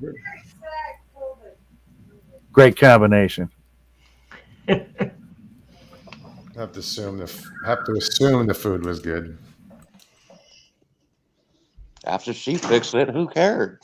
So Joe, what I was going to tell you about is I was out in the Black Hills last week, and I'm talking to these guys who are professional loggers. They're on a logging crew, and these were some older fellas. I mean, literally, they don't do all the legwork. I mean, these are machine operators because they were in their 60s. But I was asking them about, where all have they logged for? These guys have been up in Canada and the Northwest and all over, right? And I said, have you ever had any experiences? Was kind of, I didn't want to come out and just say, do you believe in Bigfoot? I was trying to figure out if they could tell me that they've had experiences that they couldn't explain, things like that, and see if it would lead to that. And they're like, oh yeah, we believe, we've seen forest language and things. And they started talking about Bigfoot. And I said, have you seen anybody hoaxing out there? And these guys said in the logging industry, these old time loggers that are still in it, it's common for them to take trees, turn them upside down and ram them into the ground and leave and it might be 2 years before somebody finds it. But that was like really popular for the logging community because they realized how perplexed people were when they'd see that. I did not realize that was like a thing in the logging industry. That is common for those old timers that were out there doing that. Yeah. Well, I heard the same thing about the upside down stuff where they would use a machine to do that. I heard that, and I don't remember where. It might have been Brent was saying something about it too. But there was something I think I read that they would do that back. I don't know if they still do it but they would do that as a marker sometimes. Yeah. Themselves. When they get a lease to log something, let's say they could log 150 feet wide stretch that was, let's say, 2/3 of a mile long. A lot of times they'd go out and put ribbon up, but sometimes those old timers, they'd go out and cut one tree down, take a feller, tip it upside down and spike it in. And that would be the end of where they could, log up to, or, it was just an easy way for them to mark something without even getting out of their rig, Laziness. But Interesting. Bigfoot out the there. forest regrows, and 5 years later, there's people out there going, Bigfoot. Yeah. Look at Bigfoot jam this big tree upside down in the ground. It's 40 feet long and the roots are still on it. Yeah, because some guy just ripped it out of the ground and rammed it in. It's a territory marker. No, I didn't realize that was a thing. It was interesting. Yeah. No, but it's good to know because people Well, do think, Yeah, You 'cause, gotta- yeah, a lot of people misidentification. well, and you there's have a to lot of ask that yourself. goes on. There's a lot of us out there that, it's every tree that I see that's pushed down. I don't think it's a Bigfoot. That's, I can go up to it and grab a handful of it and break it off. It's rotted. It fell over. The wind blew and it fell over. Well, You I know, mean, there's ways that you read that in the the order Yeah, that they there is. fall in There the, is. There's and a stuff. lot of But ways. I I'm mean, telling you, just I've looking seen at so the many physics. tree breaks. There's so many tree breaks that I see every day because I'm out in the woods every single day. Well, I'm just saying the physics of it. You have to look at. Okay, let's suppose a Sasquatch did that. Okay, you got a 35-foot long tree that's that round. Okay, are you really using physics to figure out what's the weight of this thing? I mean, even if something was 8.5 foot tall and weighed 1,000 pounds, can it pick that thing up, stand it up, and drive it 3 feet in the ground?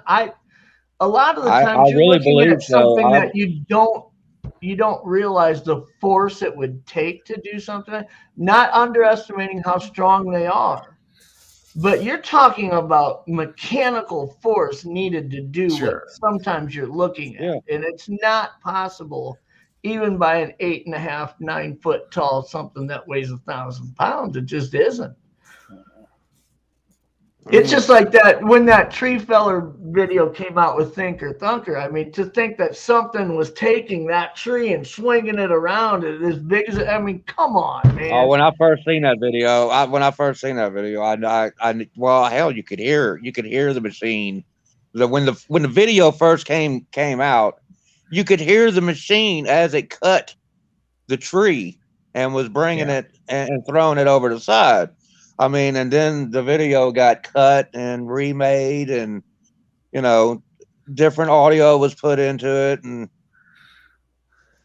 at first, there was a bunch of Mexicans watching the thing go over because you hear them going, "Dooga dooga dooga dooga dooga." They're not even speaking English, or it could be Alaskans or How do you explain the unexplainable? Eskimos or whatever the fuck You they're fill it called. with stuff you can explain it with. Yeah.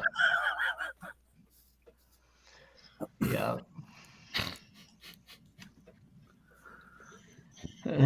Donald says Mr. Lee could sink a tree like that. I'm Mr. sure Lee he needs to could. come on the show, I think. Mr. Lee can 3PO. sink just about anything. That's why he won't come on. He doesn't want everybody to see he actually is a Sasquatch. Leon says, "Oh, come on, you guys, it's real." There's Leon. What's up, man? What's going on, Leon? Oh, I'm not saying it's not real. I know it's real, but everything attributed to it is not real. Yeah. There's just some stuff that's attributed to Sasquatch that just, come on, it's just too far-fetched. I'm sorry, it just is. That's all I got to say about You're right. Moggs, I'm down to 15%. I'll catch y'all later. All right, See you. dude. Y'all have a good night. All right, man. Take care. Thanks for coming on. Enjoyed it. Yep.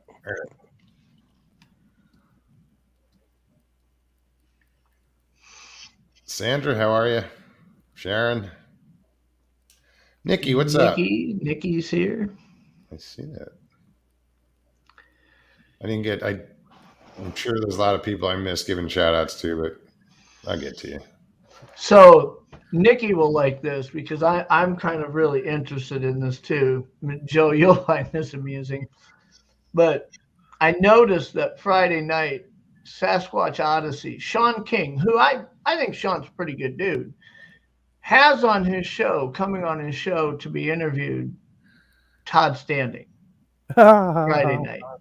Yay. And from what I understand, he's going to approach it with a kind of anything's on the table to talk about. So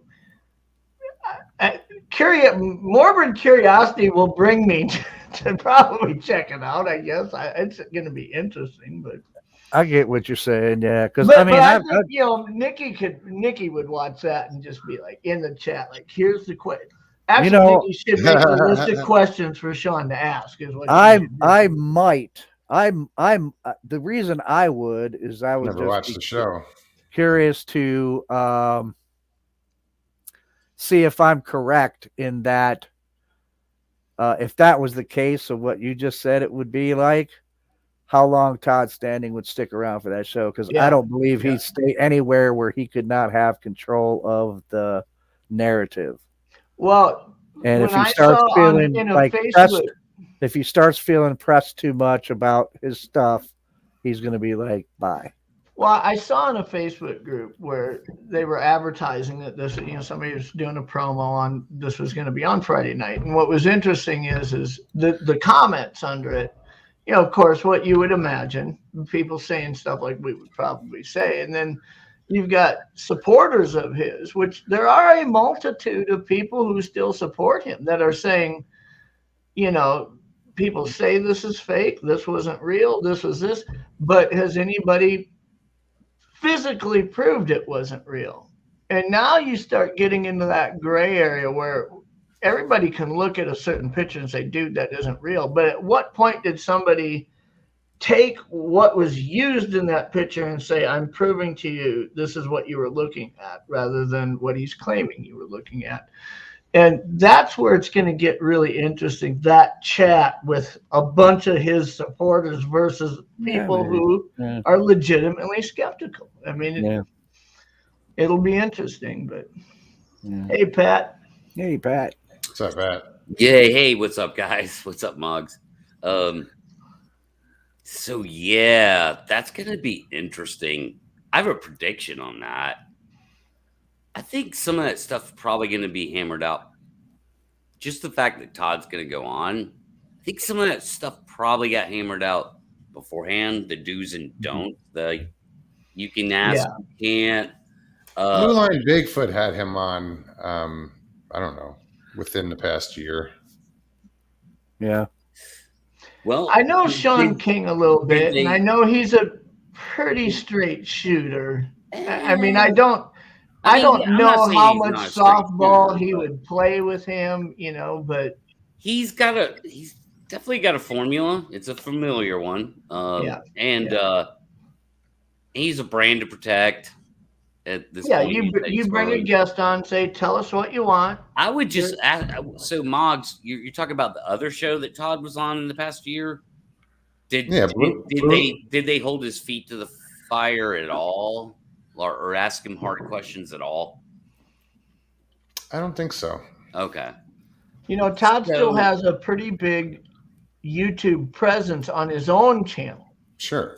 Where he gets on almost weekly and talks about things and what he's doing, and everybody's there. I haven't really paid any attention to it or know.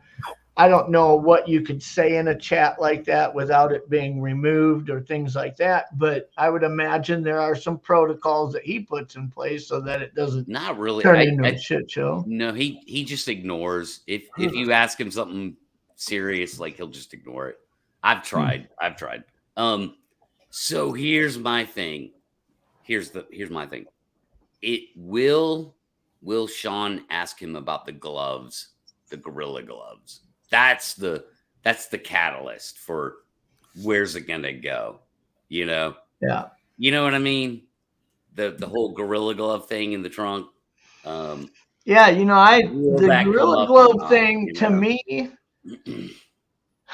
If you can show on the video that the hand grabbing the apples is identical to the gorilla glove, which I don't know if anybody has, I'm just speaking hypothetically here, but the gloves themselves, if I was to say that alone is enough to burn a guy down on, I don't know if I could go there. And I only say that because I'll present this hypothetical situation. Let's say we're all getting together at Moggs's place for a big party.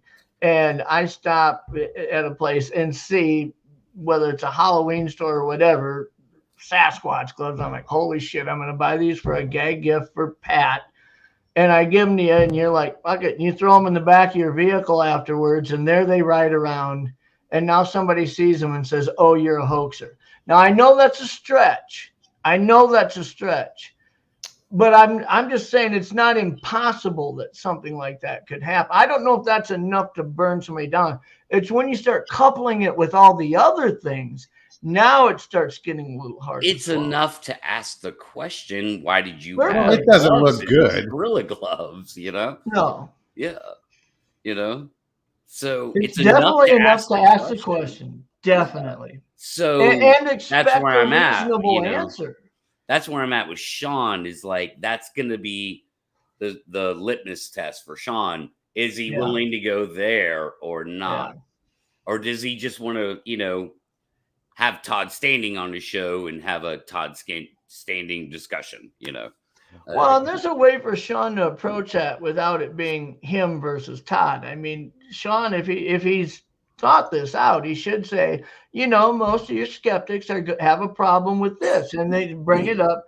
It's not Sean versus him. It's approach it from what your skeptics that feel this is what they say. What would your response that be? It's not you saying, I don't believe you because of this, so explain it. I mean, you could do it without being accusatory. You could just certainly, ask the question. certainly. It's a fair freaking question. It is a very fair question because Todd's aware just as much as anybody of what the skeptics' concerns are.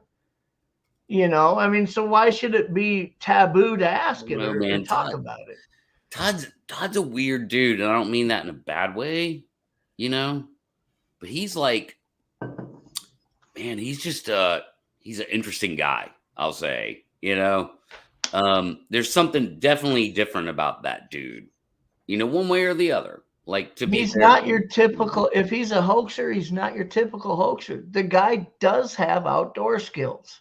The guy did take Les Stroud, John Bendernagel, and frickin' Meldrum and put all three of them in very remote places, and they weren't busted right out of the gate by these guys. I mean, eventually it played out to where Meldrum had concerns and this and that, but none of them threw the BS flag on him on day one. They were out there with him. I mean, it's really interesting how this thing played out.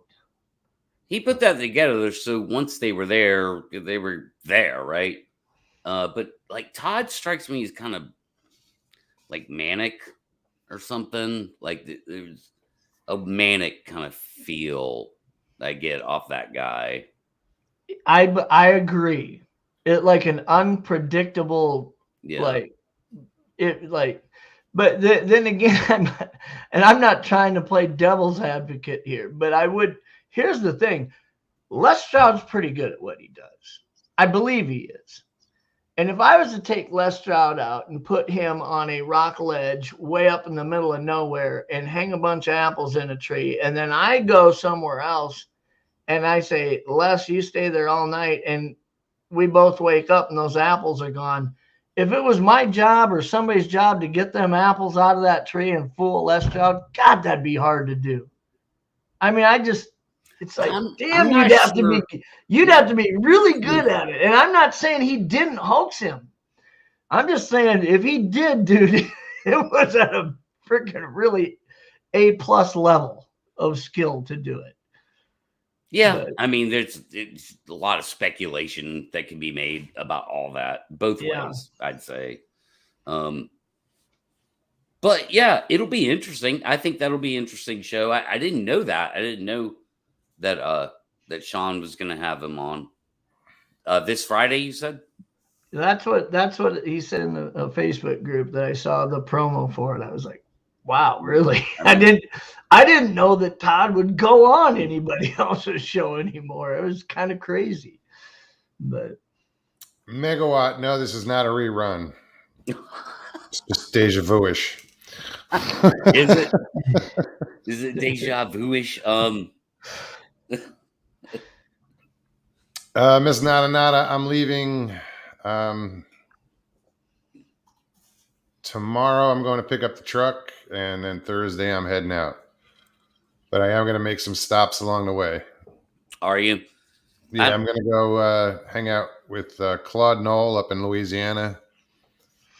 Do some camping up there, freeze my ass off. And then I think I'm going to go to Brown Springs and camp there. Are you taking I-10 or I-20? Both. I'm taking 10 Really? over to wherever to cut up in Louisiana, and then after I'm done there, I'm going to shoot up and cut over to Okay. go up to Thackerville. All right. I was just gonna offer, man, if you come through my neck of the woods, you got a place to crash, but you won't be anywhere near me if you're getting Nope. on 10. Yeah. No, it's I'm looking forward to it. I'm like the Brown Springs idea pop was just, like today I thought about this. I'm like, wait a minute, where is Brown Springs? So I looked at it on the map. I'm like, shit, I'm going there. That's cool, man. So Tex might come up and hang out for a little bit. Awesome. Richie dude. Evans says it was his job to steal the apples for Todd. That Mhm. was his role. No, yeah, make an adventure out of it, dude. That's cool. Oh, Like- that's what I'm doing. So you doing a show Thursday or? It depends if I have signal or not. Yeah. If I'm, There you go. because it is in the middle of nowhere. Yeah, if I have a signal on my phone, I'll do a show. I love that. Like, that's how you do a show, dude. Hey, if I got signal, I'll be here.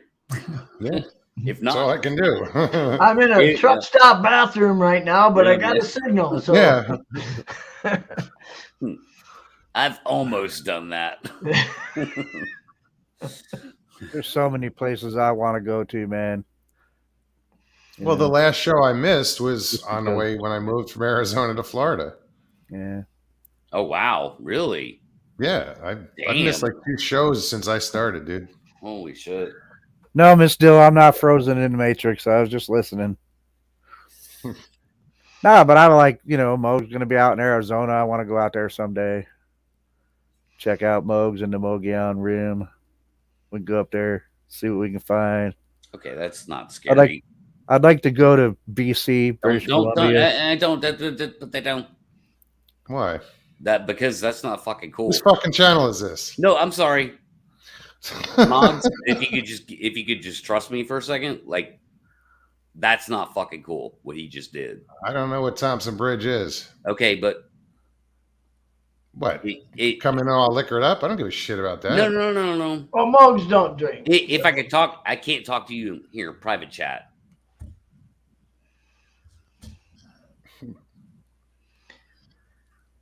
Keep talking, Joe. Where do you want to go? Where do you want to go? I don't think Donald meant anything bad. But Oh, BC, Columbia. Get up there Central with Florida Baker, Leon, what's up, man? and Thomas Let me leave the door Steenberg, and open. check out the areas Jeff's got going on. There's all kinds of places I want to I'd go. love to have you up here, Joe. We can go up to the Boundary Waters. I'd like to come out there. I'd already told you, Pat, I want to come out there, your area of Georgia. I've been near there before. I see they lowered the permits up there. They're not giving out as many this year to For the Boundary Waters. Yeah. Yeah. And it's funny because it's only by like 2 a day in certain areas, but in a week it adds up. Yeah.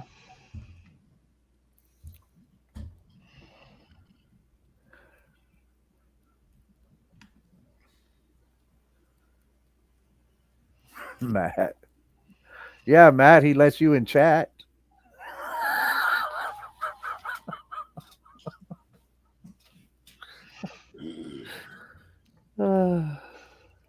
Matt should come on and tell us about his big adventure he's got coming up. Of course, I don't know. We don't want to talk about when it is, but There's no Bigfoot in Florida. he's got some adventures He's- planned. He doesn't care about. Hey, B. I don't think he cares about when it is. Like, so he's going to be doing some stuff in Florida with Alex Petikoff. Yeah, Petikoff. And Alex and Julia. starting tomorrow, just some daytime excursions, maybe like one night out. They'll be filming, and then there's a conference, I think, that happening in Florida. You probably know about that, Moggs, right? Yep. When I had Alex on my show a couple of weeks ago, we were talking about what they were going to be doing down there in the Green Swamp and kind of some of the things they were going to go out and do. And it sounded like he was excited to be down there. was kind of neat because we talked about, Alex, where he's normally at up in the New Hampshire, up in the Northeast area versus going down to Florida in the swamp environment, dense swamp environment. I mean, how different it would be and the different tactics you'd use there versus in a heavily forested area up north. And it's kind of neat. It was a neat conversation. What did you ask, Pat? About the conference. There's a conference next, like this weekend, right, in Florida.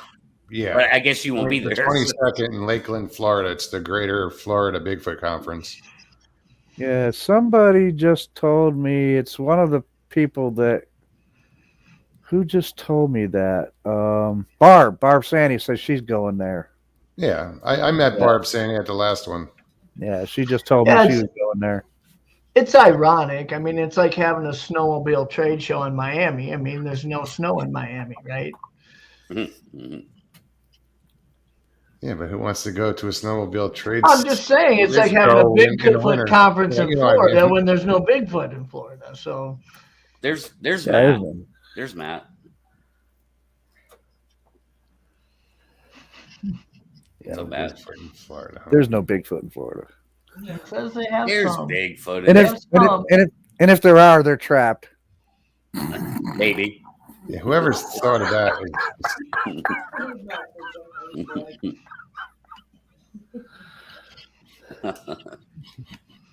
You might as well throw the link up so that Matt can come on and defend himself. Well, I still like you, Matt. I'd like to see Matt take Alex down to that where all the monkeys are and watch them all cannonball in on their kayaks. Oh, well, yeah, Alex knows about that place, so he's not unfamiliar with it. He may have even been to it before. I don't know. Yeah. Yeah, but he's very familiar with it. Yeah. So where is that? It's where they originally filmed the Tarzan movie. Tarzan? Okay. I don't know where it is. I think it's like southern Florida, like south of central Florida. Yeah. That would be southern Florida. And Silver Springs. Thanks, Mugs. And yeah, and it's a crazy story. Like, how many monkeys? Like there's hundreds of feral. I don't even know what kind of macaques or something. I don't even know what they are. So it's an area where people will go and tour and picnic. And because of that, these monkeys have gotten so used to human interaction and people trying to feed them and everything. So now it got to be where if you're anywhere in that area, if you're kayaking down that river, those monkeys see a human being and say, food. And they'll steal your purse, they'll steal your bags, your coat, you set a sweatshirt down, boom, it's gone. I mean, they'll take anything. And like you said, they're feral. I mean, and from what I understand, from what Alex says, a lot of them have disease. I mean, there's a real risk of them biting you and stuff. And that the proper thing to do probably is for the state to just go in and eliminate them all and get rid of them. But because they really don't belong there. I'm surprised that hasn't happened. The danger they pose to humans is pretty big with the. Go to Florida, they said. It'll be fun. Get mugged by monkeys.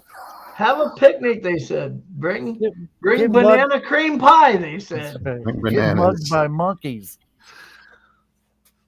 Well, I'll tell you what, unless some of them monkeys are growing 8 foot tall, I'd be hard pressed to misidentify them as a Bigfoot.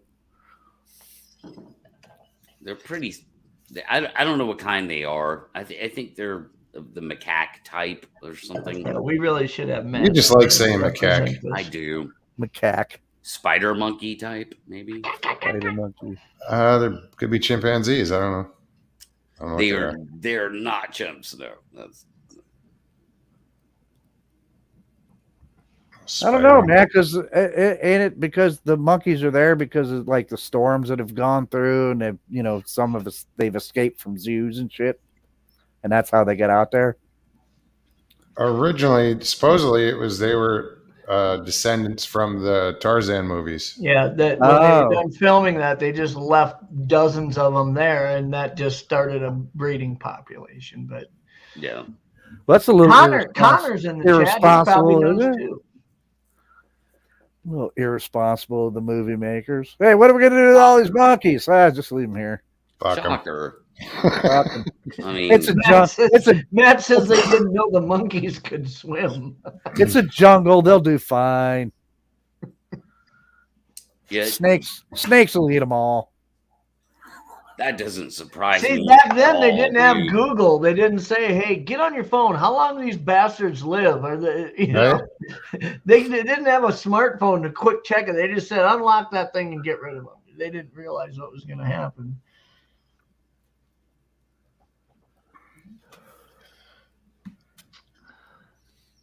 What is that? Richie says, question Moog's Money Island and Crystal River. You're going to have to explain that one.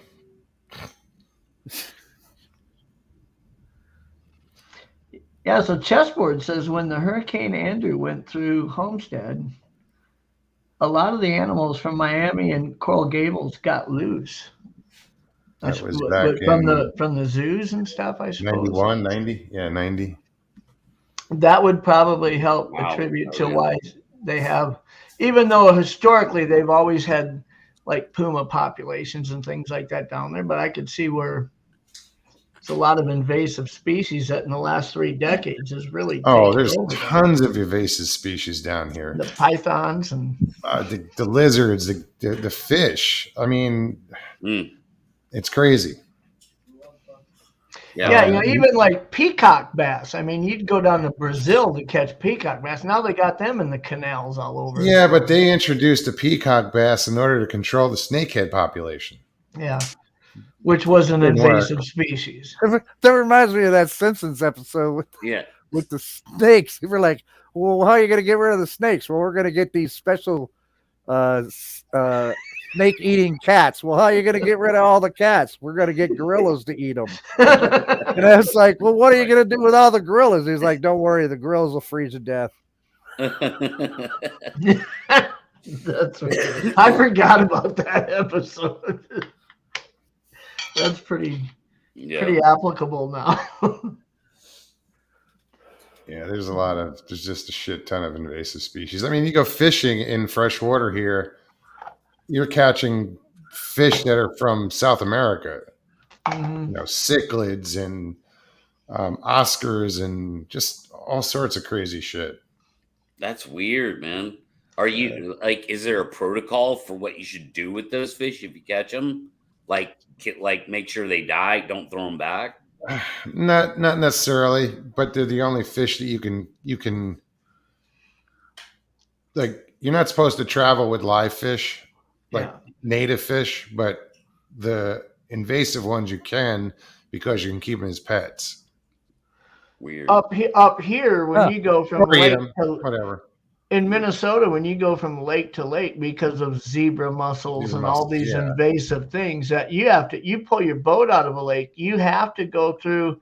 Every car wash has a sign that says it's a state endorsed car wash, so you can wash the hull of your boat and your live well out before you're allowed to put the boat by law in a different body of water.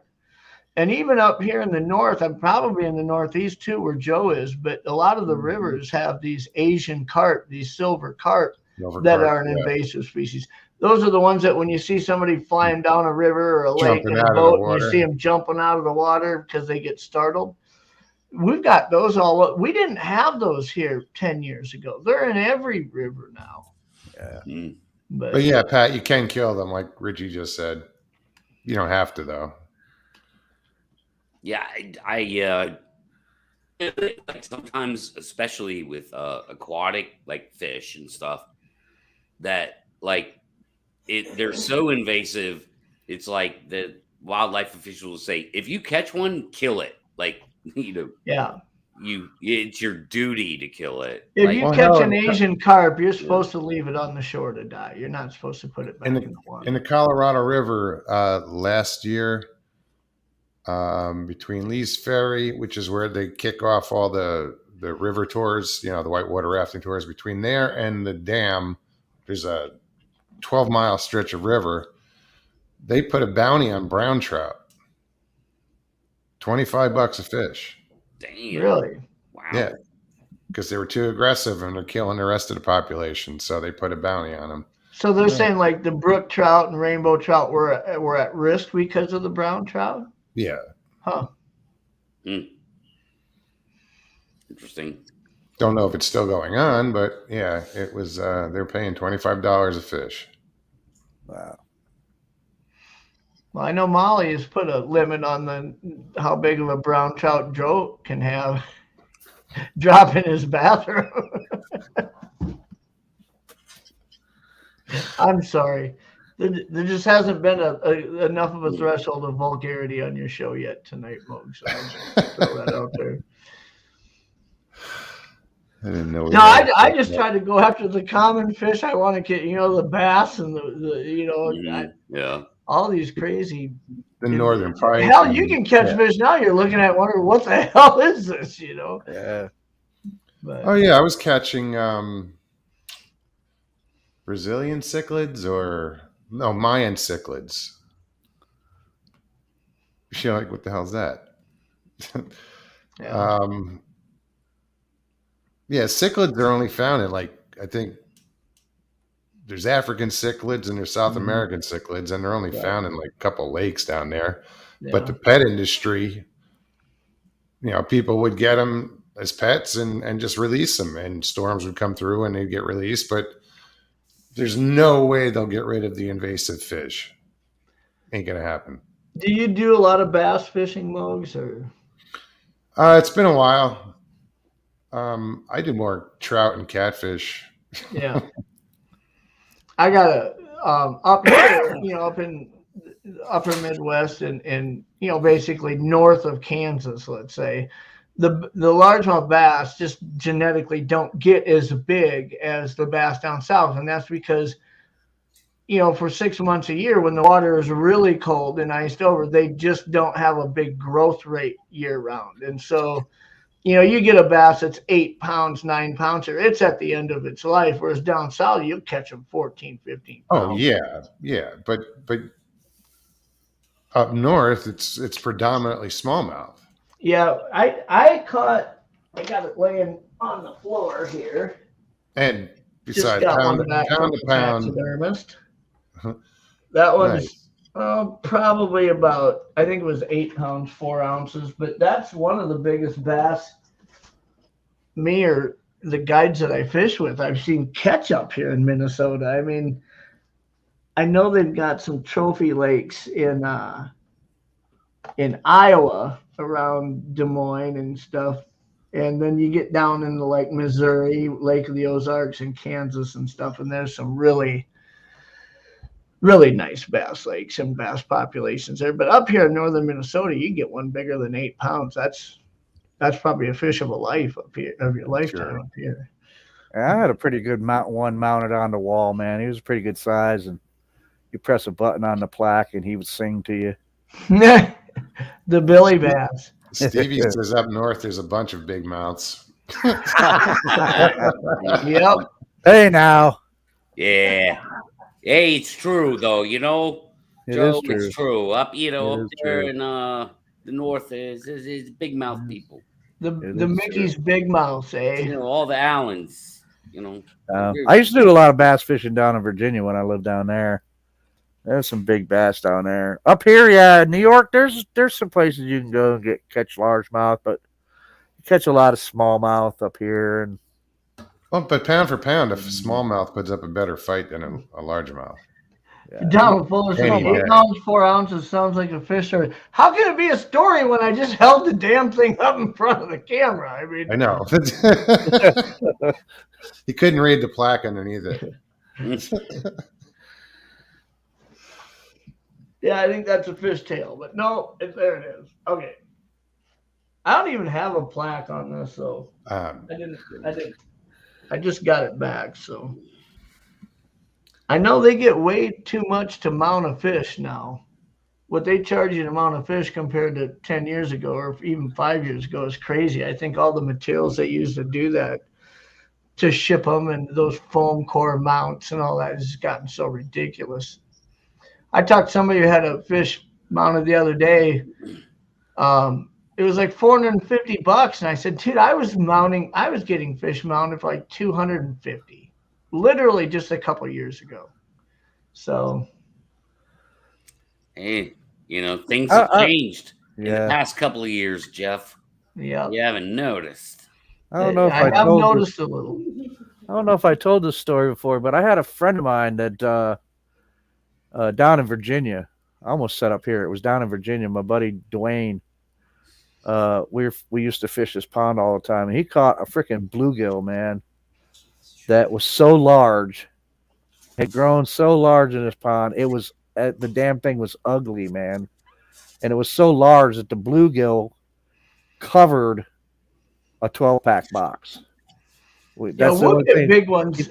He took a picture of it. That's the only thing we had to measure it with at the time to give you a size comparison, because we had a empty 12-pack box from the beer we were drinking, and he laid it on top of that 12-pack box on the side, and it just covered the entire thing. I was like, that is the biggest, hugest bluegill I've ever seen in my life. It was so big, it was ugly.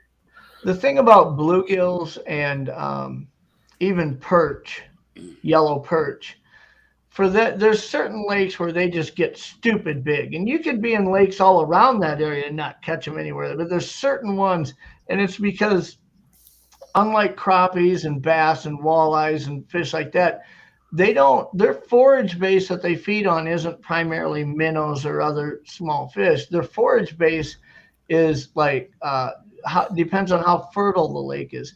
Helgamites, grass shrimp, all these types of bugs.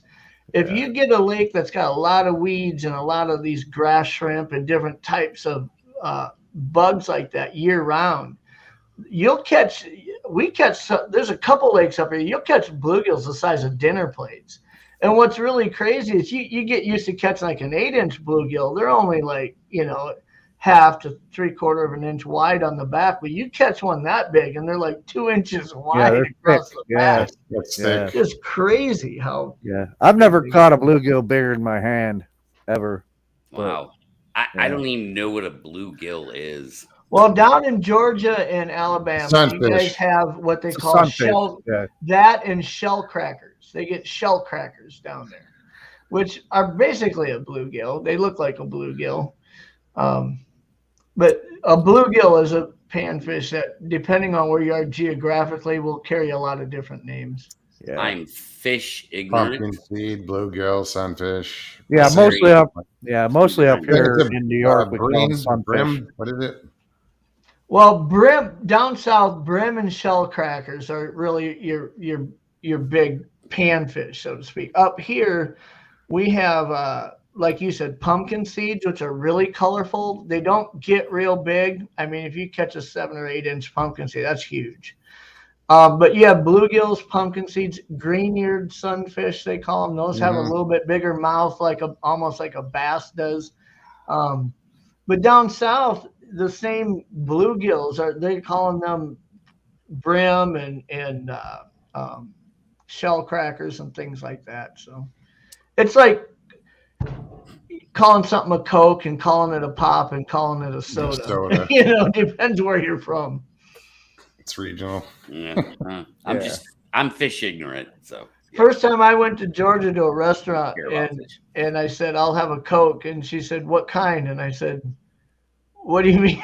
What kind? They call everything Coke. Everything's a Coke. And then you got to tell them what kind of Coke you want. Oh, I want a Mountain Dew. Oh, okay. Yeah, the headquarters are in Atlanta.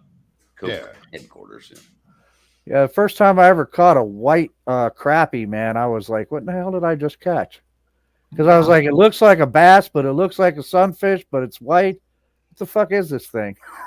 Black crappie really have a pretty distinct That's when somebody told me patterns on them. But white crappie get like crappie. an iridescent purplish almost sheen to them. Yeah. That the shape of the fish looks similar, but the coloration makes you wonder what the hell am I looking Yeah. at here?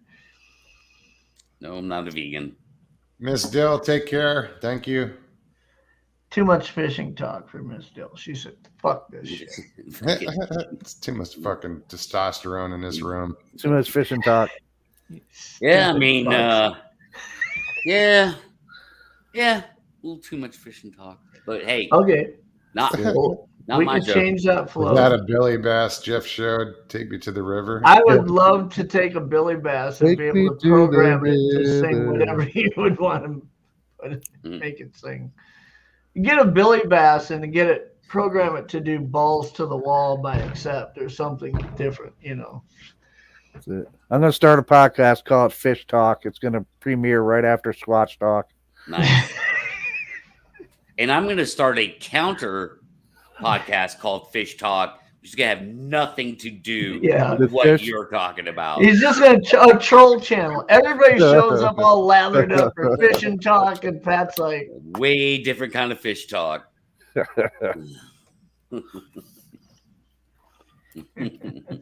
Nikki says, blah, blah, blah. I liked her last show, man. There were some pictures. I thought the pictures she was going to show, I was absolutely sure before she even started showing them that I was going to be like, I've probably seen every one of them. But actually, she showed a few. I was like, damn, I'd never seen that one. Yes, That was Richie, pretty I cool. have. And then I wasn't in her crossword puzzle, so then I unsubscribed from her channel. And, Later, Cater. Thanks. I was I'm in it kidding. the week before. I'm kidding. I didn't. Didn't know. I Right, didn't yeah, unsubscribe. yeah, I saw that part. Yeah. What was the clue? I can't remember. I didn't watch. I didn't. I I'll go thought check my it out. clue was weird. Yeah, I like when it got to my clue, I was like, huh? What? Like, I don't get it. But whatever. I'm an idiot. So, but how she comes up with that crossword puzzle, I don't know how she comes up with that. Like, how do you do that? Like, I don't know how you link all that stuff together and then come up with the clues. Like, it's kind of brilliant, actually. I think that Where there's a will, there's a way, Pat. Yeah. I can't wrap my head around it. Like, If you just make yourself start trying to make a crossword, you might find out that it's a Figure it hidden out. gift of yours, and you didn't even know you can do it. I've done it in the past. I've made a crossword before, but not on the computer, but just, you know. It was all swear words and shit, just for fun. Pretty right? much. It's like in high school, just scribbling on your notebook, Pretty ignoring much. the teacher. right. Clues Next are pretty simple. Next to your Sasquatch drawing you had scribbled down.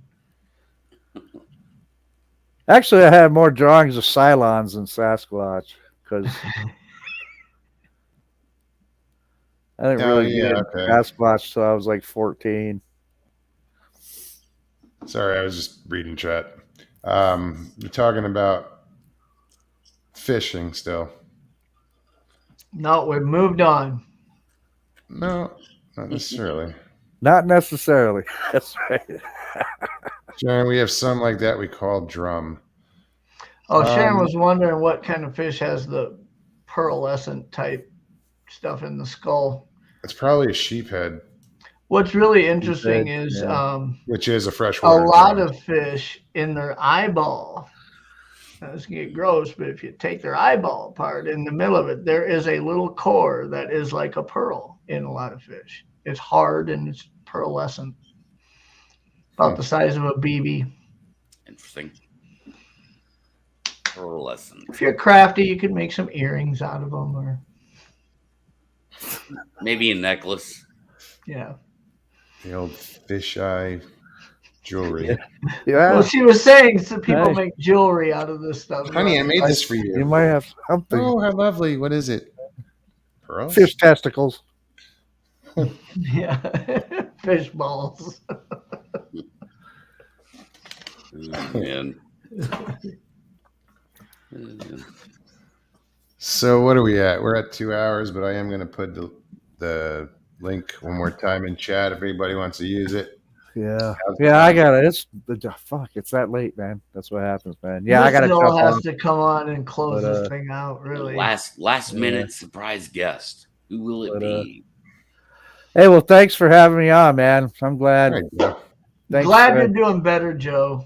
Yeah, Really. Yeah, and I thanks was for I everybody. was a little concerned, but I knew that you're just a tough bastard and you'd pull through it. Yeah, and keep I an know eye it on sounded that, like you were dude. miserable. Yeah, Yeah. I'm not gonna die, man. I'm just gonna grumpy away. Just watch your diet. It can happen.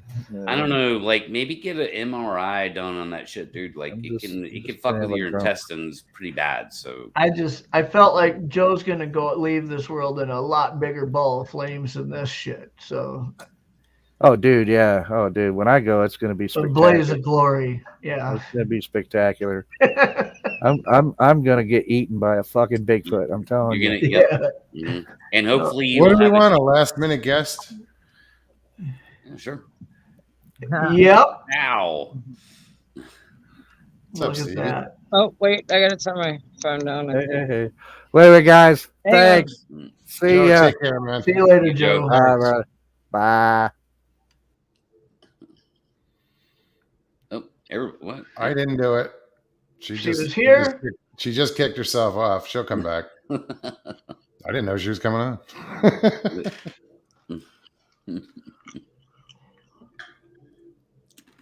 She'll be back. Cool. She is a determined woman. She will be back. There she is. Sorry, Oh. I forgot to turn it off. No worries. And Michael Haywood's here. What's up, Mike? That's right. Hey Hello, everybody. What's up? What's up? guys. I can't tell it. What do you say, Pat, Stevie, Jeff, Muggs? What's up? You look great tonight, Stevie. Very radiant. Got the spectacular backlighting there. I know, I just noticed that. I was like, oh. How y'all doing? I had to break up that fish talk and all that testosterone. Yes. We thank you. Yes. Chat thanks you. Mhm. She's just mad that I haven't taken her fishing. You saw that, right? What I wrote in chat? I said, somebody hasn't taken me fishing. So, There you go. Guilty. yep. I'll have to come back and we'll do a fishing trip. You're not coming back to Florida. Never say never. Never say never, really. You know, Oh, okay. I would come back to visit. Never say never. Yeah, well, hopefully by that time, I'll be out of Florida. Yeah. See, then I don't have to come back to Florida. That's what I said. You won't. You probably won't. Yeah. Nikki says, thank goodness. I think she's talking about Stevie finally getting on and changing the subject. Where, So how's Michael been?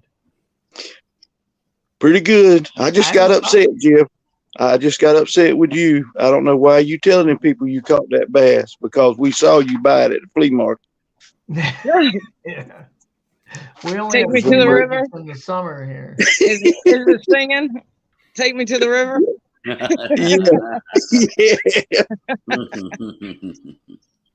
No, that was a good one. Oh, That wow. was a good one.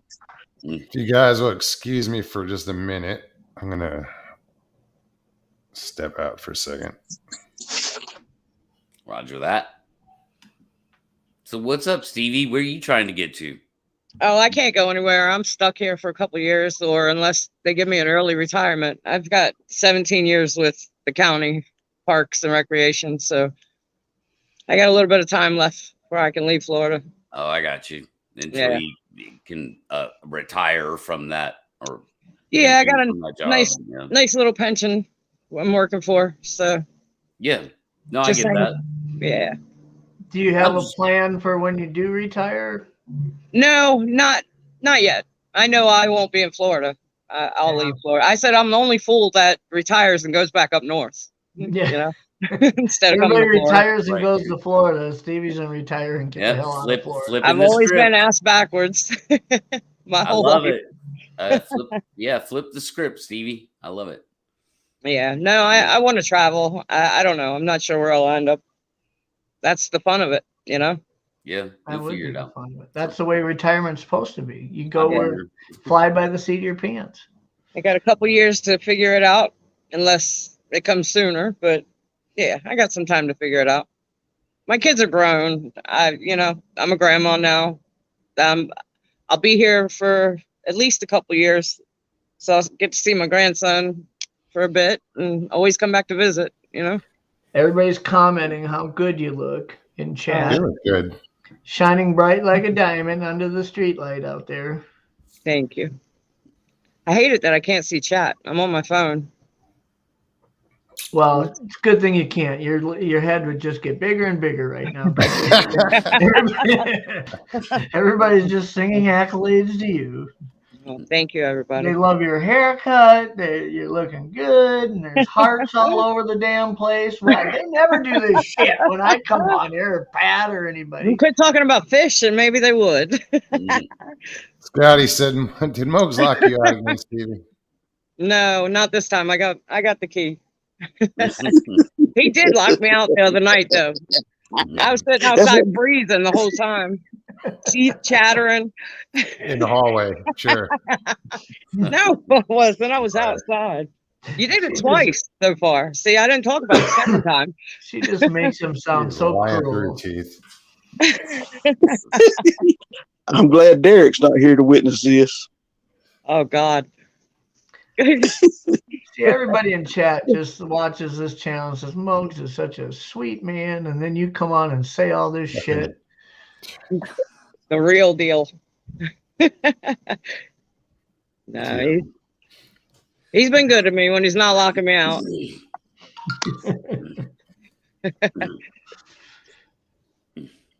Well, that's good. It's good to see you doing good. I am. I'm doing good. I feel good. Everybody in chat is really happy for you. Thank you. Definitely. Sorry, I'm just facing the phone. It's not like you do it all the time. True. It is chilly out here, though. Doesn't feel like Florida. No. Yeah. It's Richie Evans says, don't look over your left shoulder because there's a swamp ape back there looking at you. Where'd you look? I was looking around to see what was behind me. Look, there's nothing behind me but a wall. It's the swamp ape barrier. Yeah. Yeah, just palm trees. That's all I see. No. You're muted, Stevie. You muted yourself by accident. Or you did. Yeah, Thank you. So what's Michael Haywood been up to? Not a whole lot, Jeff. Not a whole lot. Just here and there. Staying out Getting of trouble.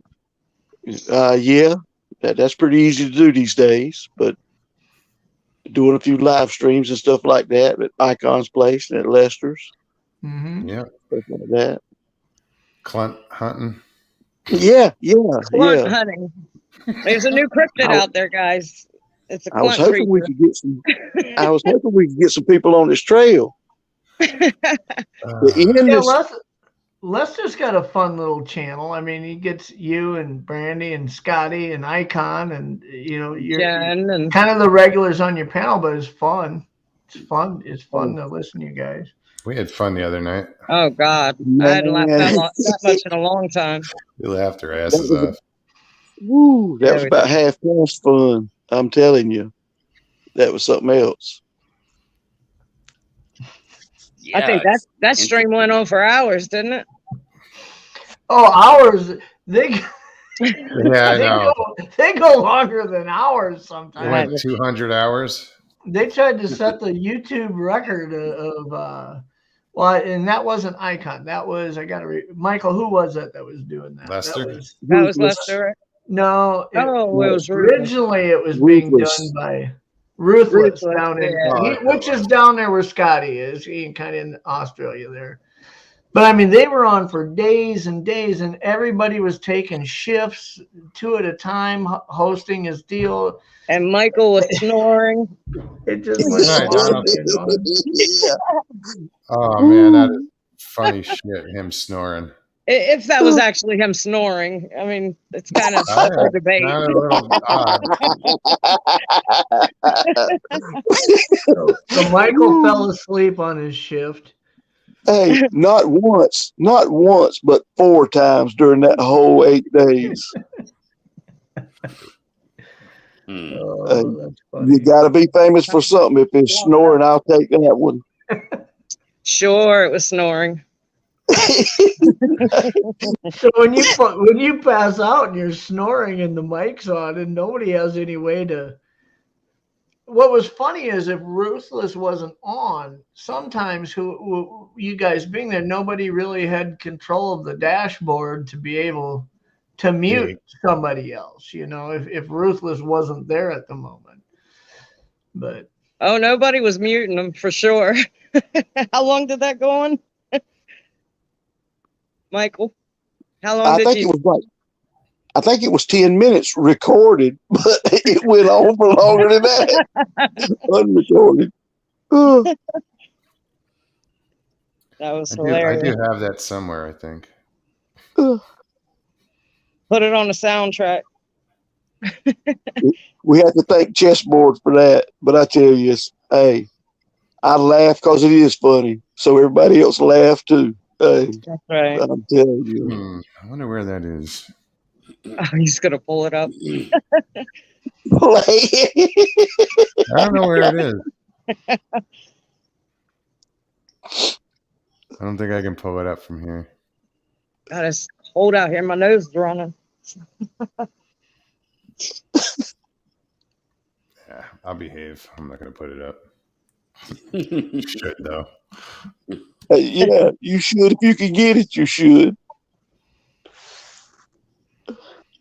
So when it comes to like Lester's channel, does he have a schedule that he follows, or is it just he goes on when he goes? And same with Icon. I mean, do they have scheduled times in which they broadcast, or just whenever they feel like it? Hey, Will, I know they talked about doing it at 10 Eastern on Saturday nights, but Lester's in chat. Yeah, Lester and slinging it, slinging out there. Icons. Here. We could double his subs here in no time. I put up Icon's link early in chat. I couldn't find Lester's. It's funny because when Lester started the channel, it was like he had like 12 subs, and there'd be like 8 people on the panel just raising hell for hours. It's like it was just fun, but that's the whole thing about growing now. Lester's is BYOB every Saturday at 9 Central, so 10 Eastern. There you go. Good deal. Yeah. Icons is a little more, he fits in between and here and there and does everything.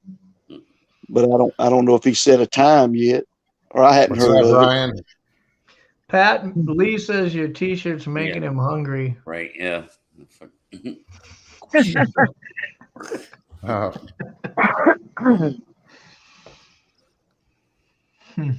Sorry, Lee. What we got here? 65 watching, huh? Jeez. Yeah. There you go. You see, Flyby just said he just subbed all 3 of you. So. Oh, cool. Well, I tell you what, anybody that comes over there, it'll be a good time to be had by all, because we try our best to laugh. Well, that's what's cool about it, is they don't try to pre-script what. It's just a lot like this show. Whoever pops on, the conversation's gonna flow and move different directions, and it's fun that way. We had a Oh, that was a great time. Yeah. All we did was laugh the whole time. I tried to get off there and leave the chat. What, an hour? I was still going at it because y'all were cracking me up. Yeah. I must have said goodnight about 5 times. Oh, Stevie, you were doing pretty good yourself. Now you was putting some zingers out there too. Now. Yeah, a little bit. We all were though. That's what made it fun. Oh yeah, and that's what happens when you get there in that relaxed environment like that. It just flows. Yeah. Plus, it's the oh, chemistry. I mean, you guys have a group of folks that you can chop on each other pretty good. Nobody has to, you know, No There's no apology. ego. whether or not what you mean Yeah. by that. I mean, it's just fun, you know. It's all Yeah, there's no- poking and fun. Yep. There's no thin skin, and we all love each other, and it's all good when it's over with. I tell you what, know. a creature was born that night. Creature was definitely born that night. Y'all got to go back and watch to see what we're talking about. We can't even explain it. There's not enough time. Yeah. It was just funny as hell. All because of one comment. Fun creature. Yeah, it was. It was because of one comment. Literally. But you can't even go back and look at the comment because I deleted it. I don't delete comments, but this one I did. I almost wish you'd have left it up now. After all that.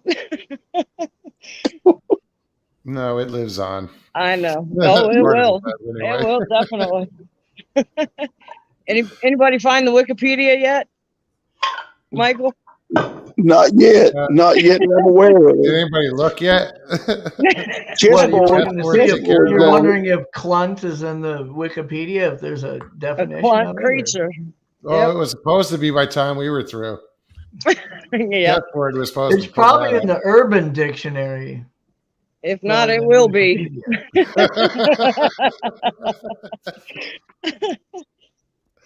Yeah, our man in the field chessboard is dead on it.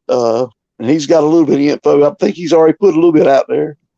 I said I was gonna get Connor to investigate. You know, all things cryptid. Connor would find it for sure. And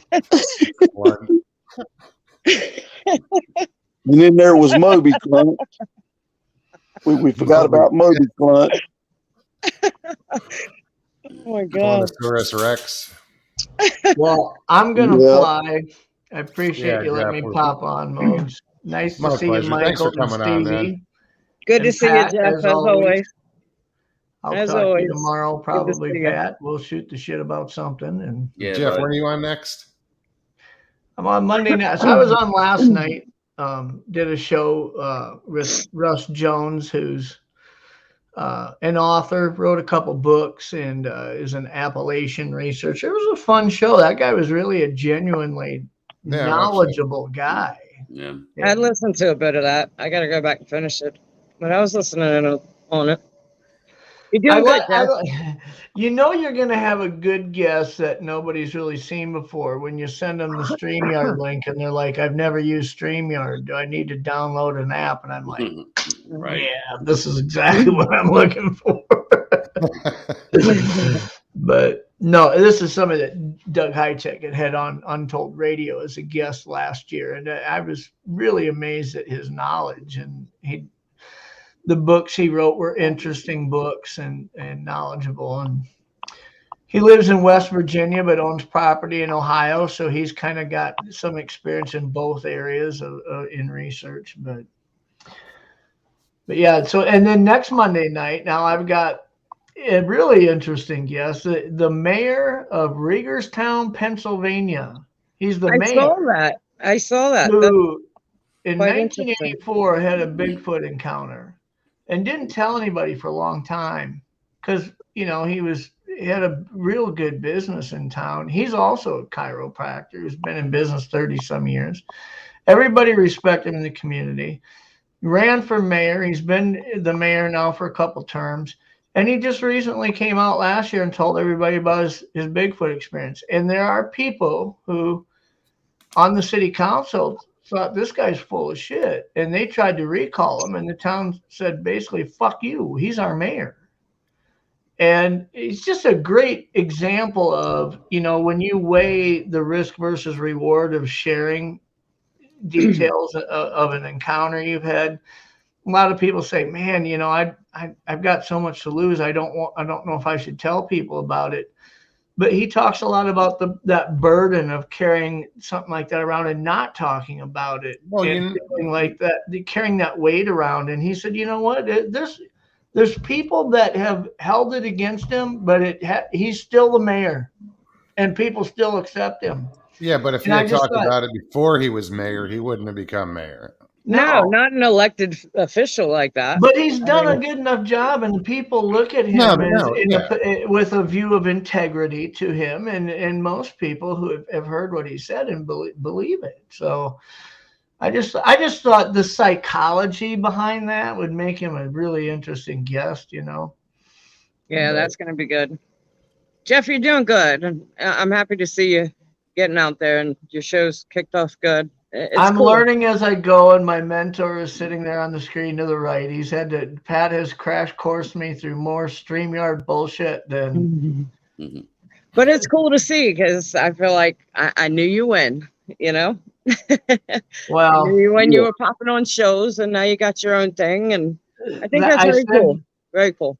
Pat and you guys have heard me say forever, the last thing this community needed was another YouTube channel dedicated to Bigfoot, you know. But the more I thought about it, and I had conversations with Doug about it, and just felt like if I just find a niche and stay in that lane and just simply talk about tech and tools and tactics and things like that, and not really talk about hoaxes and the shock value and whatnot.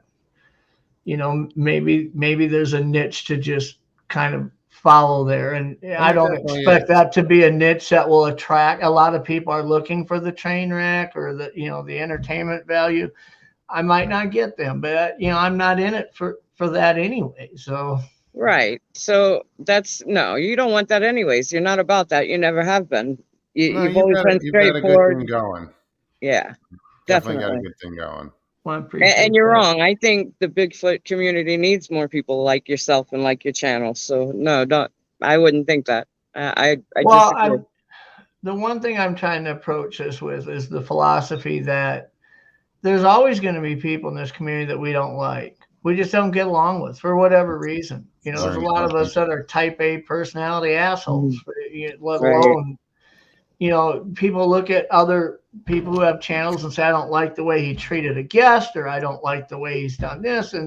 And so then they develop this negative opinion. The fact is, I feel that way about some people, but that doesn't mean I can't learn something from them, or that they couldn't learn something from me based on us all sharing our experiences. So, you know, if we can focus on the 90% we have in common and try to stay away from the 10% that we seem to be trying to poison each other with, let's just get rid of that. And so if I could start a channel that really just focused on just the nuts and bolts of it rather than all that other shit, maybe it'd be easier. But you know, it's always going to be, it doesn't matter how, you're always going to have some fans and you're going to have people that don't like it. And I'm not going to be immune to that. Can't please them all. So no, not at all. And I wouldn't even try.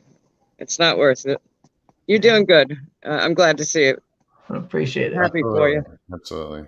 Well, you guys have a good night. Stevie, great to see you doing well. Michael, I will be talking to you soon on one of these guys' channels and shooting the shit. I love talking to Michael. I can come on and I can tell Michael he's a fat bitch, and we'll sit there and we're still best friends. We're still best friends, you know. It doesn't. I just love that. I love that. It's like that UK mentality of, you know, these guys, you know, that's, I always joke about that with Hive and some of these guys from the UK that have channels, that's the way they show affection to each other. They call each other, you know, these filthy names, and it's like a sign of affection, you know. But terms of endearment. Yep, that's what I'm looking for. Yes, it is. Yes, it is very much. You guys take care. We'll see you all later. All right, Jeff. Take care, Thank you. Yeah. See you soon. Woo. Yeah. So, guys, if you haven't checked out Jeff's channel, you really should. He comes at it from a different point of view. You know, it's not like, you know, a hangout here. You it's interesting, and he has had some good guests. So definitely check out Jeff's channel. But yeah, guys, we're at 2.5 hours. I'm gonna say goodnight and Richie's got to say goodnight because he's got to come pick my ass up in the morning. And I got to be up for work in a few hours. Yeah. Yeah. Hey, that was one of the reasons I came on, though, Muggs, is just to say, hey, have a safe trip, brother. Hope it goes good. And Stevie, glad that both of you come and hung out with us the other night or whatever, and hope you do it again. So we Oh, can have fun. definitely. Yeah. That Yeah. was fun. Hey, love you guys. I'm gonna take off. Love Take you Michael, too. care. thank you very much. Take care. Have a good night. Well, Stevie. Well, Mokes. Stop is it. No. Stop it. You didn't even let me start. Damn. Because I know you. So you don't even have to say in anything. front of everybody, I'm going to say thank you. No, thank you. In front of everybody. Thank you. Well, I could have never done none of this without you. You know that. Stop. Damn it. you came a long way in a short period of time, and you're a very impressive human being. You know, your determination, and you won't let this keep you down, and you haven't, and you just march right forward. And literally, thanks for letting me go through this with you and help you in any way I could. And Yeah, but you don't realize that those moments where I don't feel like marching forward and moving on and I get discouraged, you were the one that was there putting a foot up my ass and making me do it.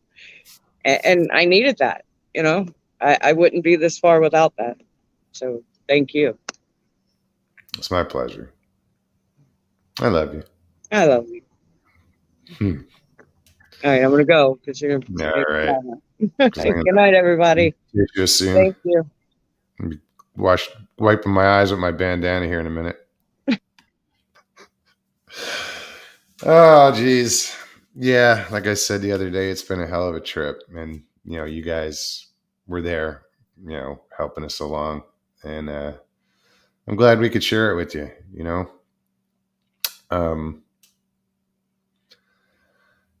But on that note, I want to say thank you so much for all the prayers and, for a safe trip. This weekend, I'm probably going to be in Brown Springs, guys. I'll see if I can. Hopefully, I'll have a show on Thursday if I have a signal. But if Tex, hopefully Tex can get up there and hang out with me up there. Joe, I'm going to get in touch with you tomorrow if you hear this. Because I'm probably going to go to Brown Springs. I don't know if you've ever been up that way, but I know you're a couple hours away from there. I'm not crying again, Mr. Lee. Something in my eye. Yeah. So anybody wants to come hang out, Sharon, Guy, get in touch with me. I know you just said you're on 10 and not 12, or I don't know which way I'm going up yet. So might still be able to stop. All right, guys. Oh, did you, Joe? Well, I was going to come down and see you and then go up, but I'm like, why don't I just want to go up to check out Brown Springs because, I don't know that I'll ever get a chance to do it again. So, Lester, thank you. So, yeah, guys, if you like the show, please hit that like button below. If you're new, subscribe and hit that notifications button, the bell. This way you know when the shows are. If anybody's up, feel free to donate to the channel if you want. Help keep this channel going. Right now, this channel's got to get its ass cross country. I've got most of that covered. These little side trips might cost a little more. But anyway, link will be in the description below. I'm losing my voice. Excuse me.